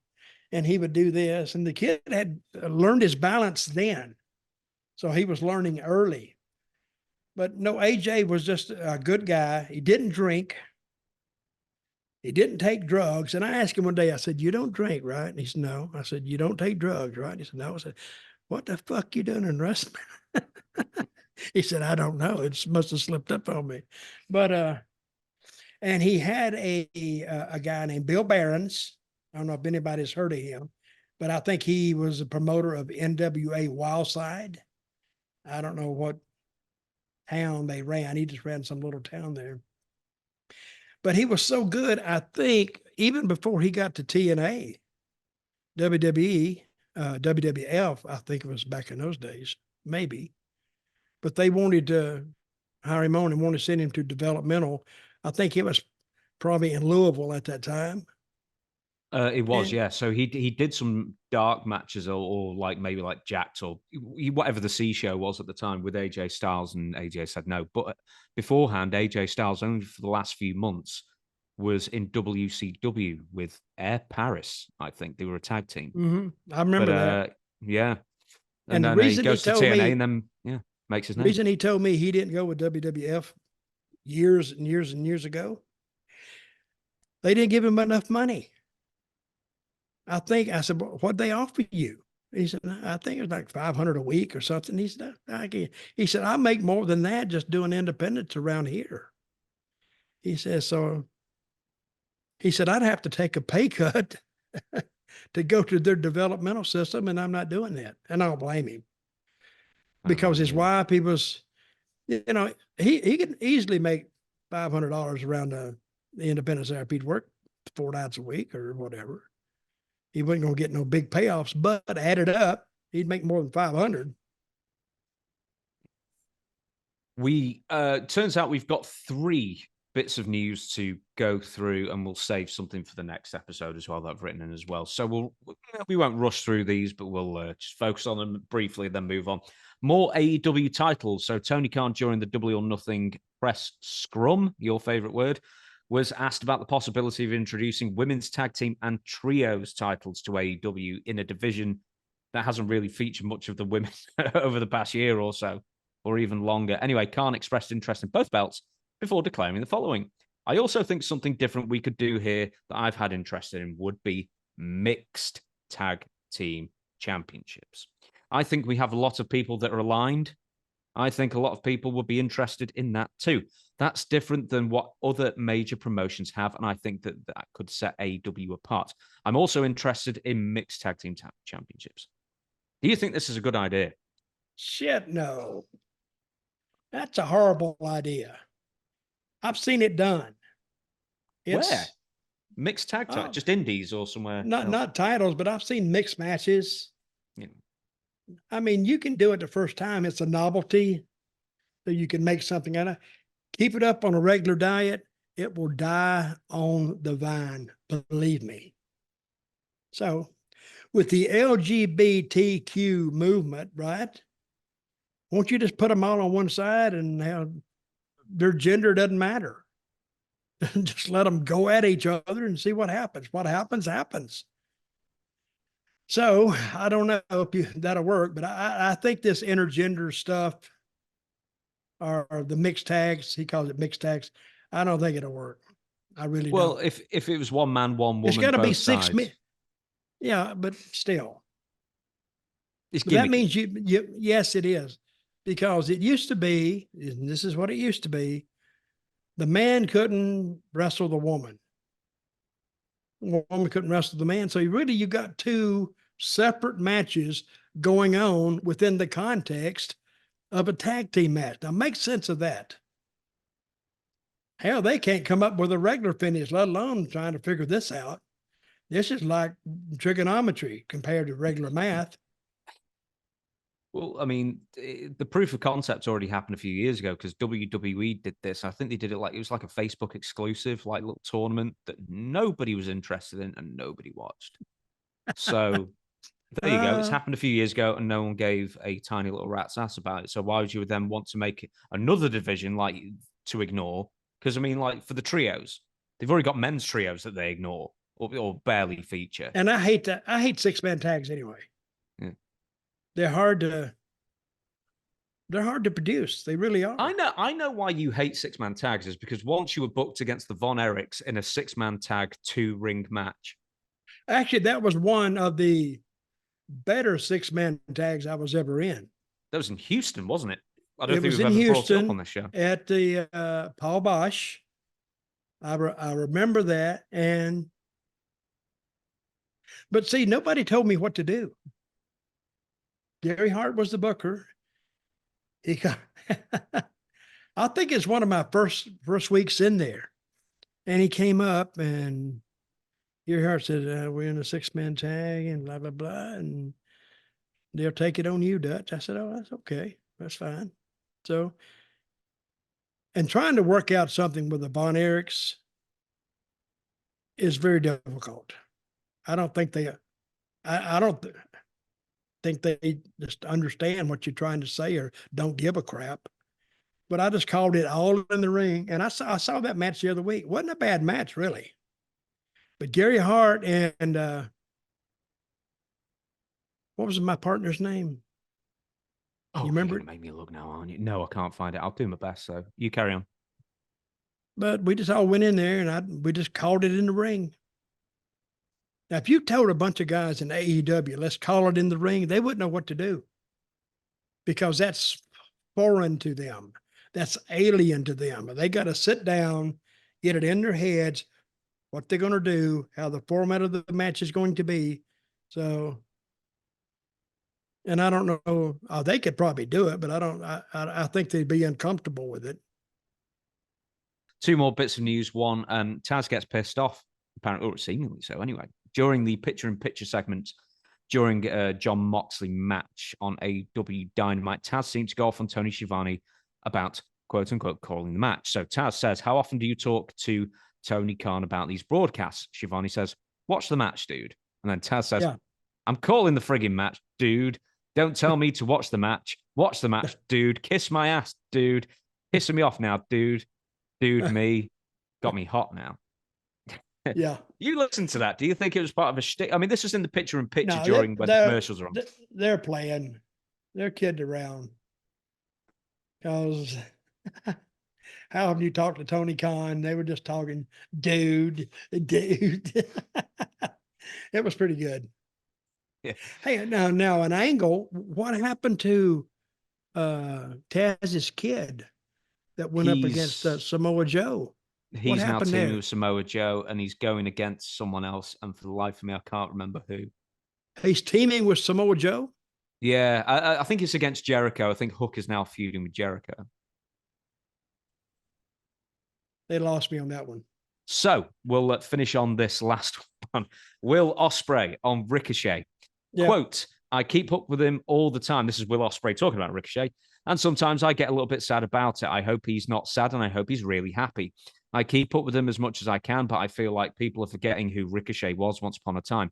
All of these high flyers that you see, and myself included, we all took inspiration from Pac and Ricochet. The fact that they only value his time for under 5 minutes is appalling, they being WWE to me. I just want people to remember who he is. If you go and look at 2012, 2013, Dragon Gate Ricochet, he was untouchable at the time. When it came to this generation of high flyers, he was the greatest. He's the greatest high flyer ever. I know it sounds weird, but I do put him on the same level as Rey Mysterio. So, I mean, you can't get, as far as high flyers go, you cannot get higher endorsement than that. So, Will says that. Do you think he's right about Ricochet? Do you think he's where he needs to be, or do you think WWE are doing him a disservice? No, they're not doing him a disservice. They're giving him a job at a high money price for him to go out there and do 10 minutes of high flying. I don't think, seriously, and this is not a knock on Ricochet, I don't think you could draw a plug nickel with him. That's an old saying. Because he can't talk. Now, maybe if he had somebody, if they told a story with him, that's where they can draw money. But him just going out there and wrestling and wrestling and wrestling and doing this move and doing that move, yeah, it's good to watch for a while. But after a while, you go, okay, what am I really looking at here? Because a lot of people, the story will get you there and the wrestling would help get you there initially, but the story means so much more than the actual work. I don't know why that is so hard to understand. Now, to guys like Will Ospreay, that's watching him do all these moves, and it's great to watch because he knows what he's watching. A regular fan, even a young fan, they're going to get tired of that fairly quickly. Believe me. The thing is with Will, I mean, he's got more charisma and he is working on his interviews and he's a decent interview now. So at least he understands that bit of the business better than Ricochet does. Yeah, but in Will's eyes, it's all about the moves, I guess, still. Well, he's probably right. It is but it's not about the moves. It can be initially, yes, that'll get you to the dance, but it won't get the girl to dance with you. You can go in there, but you got to have something. You just don't go up to a girl and look at her and take her hand and lay her on the floor. You got to talk to her a little bit. She has to decide in her mind whether she likes you a little bit. And if she would really maybe take a chance with you to dance with you and to learn you a little better and get to know you a little better.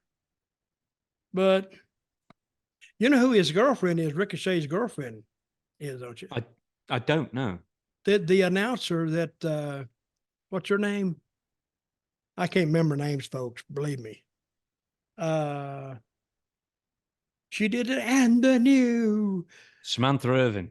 Yeah, that's his girlfriend, which is good. Well, they kind of match up, I think, really. She's got more personality than him. You should take some notes off her. But she can't do the moves. No. See? Smush them together in a ball. Combine them. What do you think of Will's saying that he is this generation or is as good as Rey Mysterio? Hey, I'm not doubting Ricochet's work. I think it may be better than Mysterio's works in some spots. He's a little bit bigger, not a lot bigger, but Mysterio got lucky when he got to WWE and Vince liked him. And let's take you and his lack of size actually worked for him because the people felt sorry for him because he's up against this big hulking 6'5" guy and towering over him. And people automatically pull for the underdog.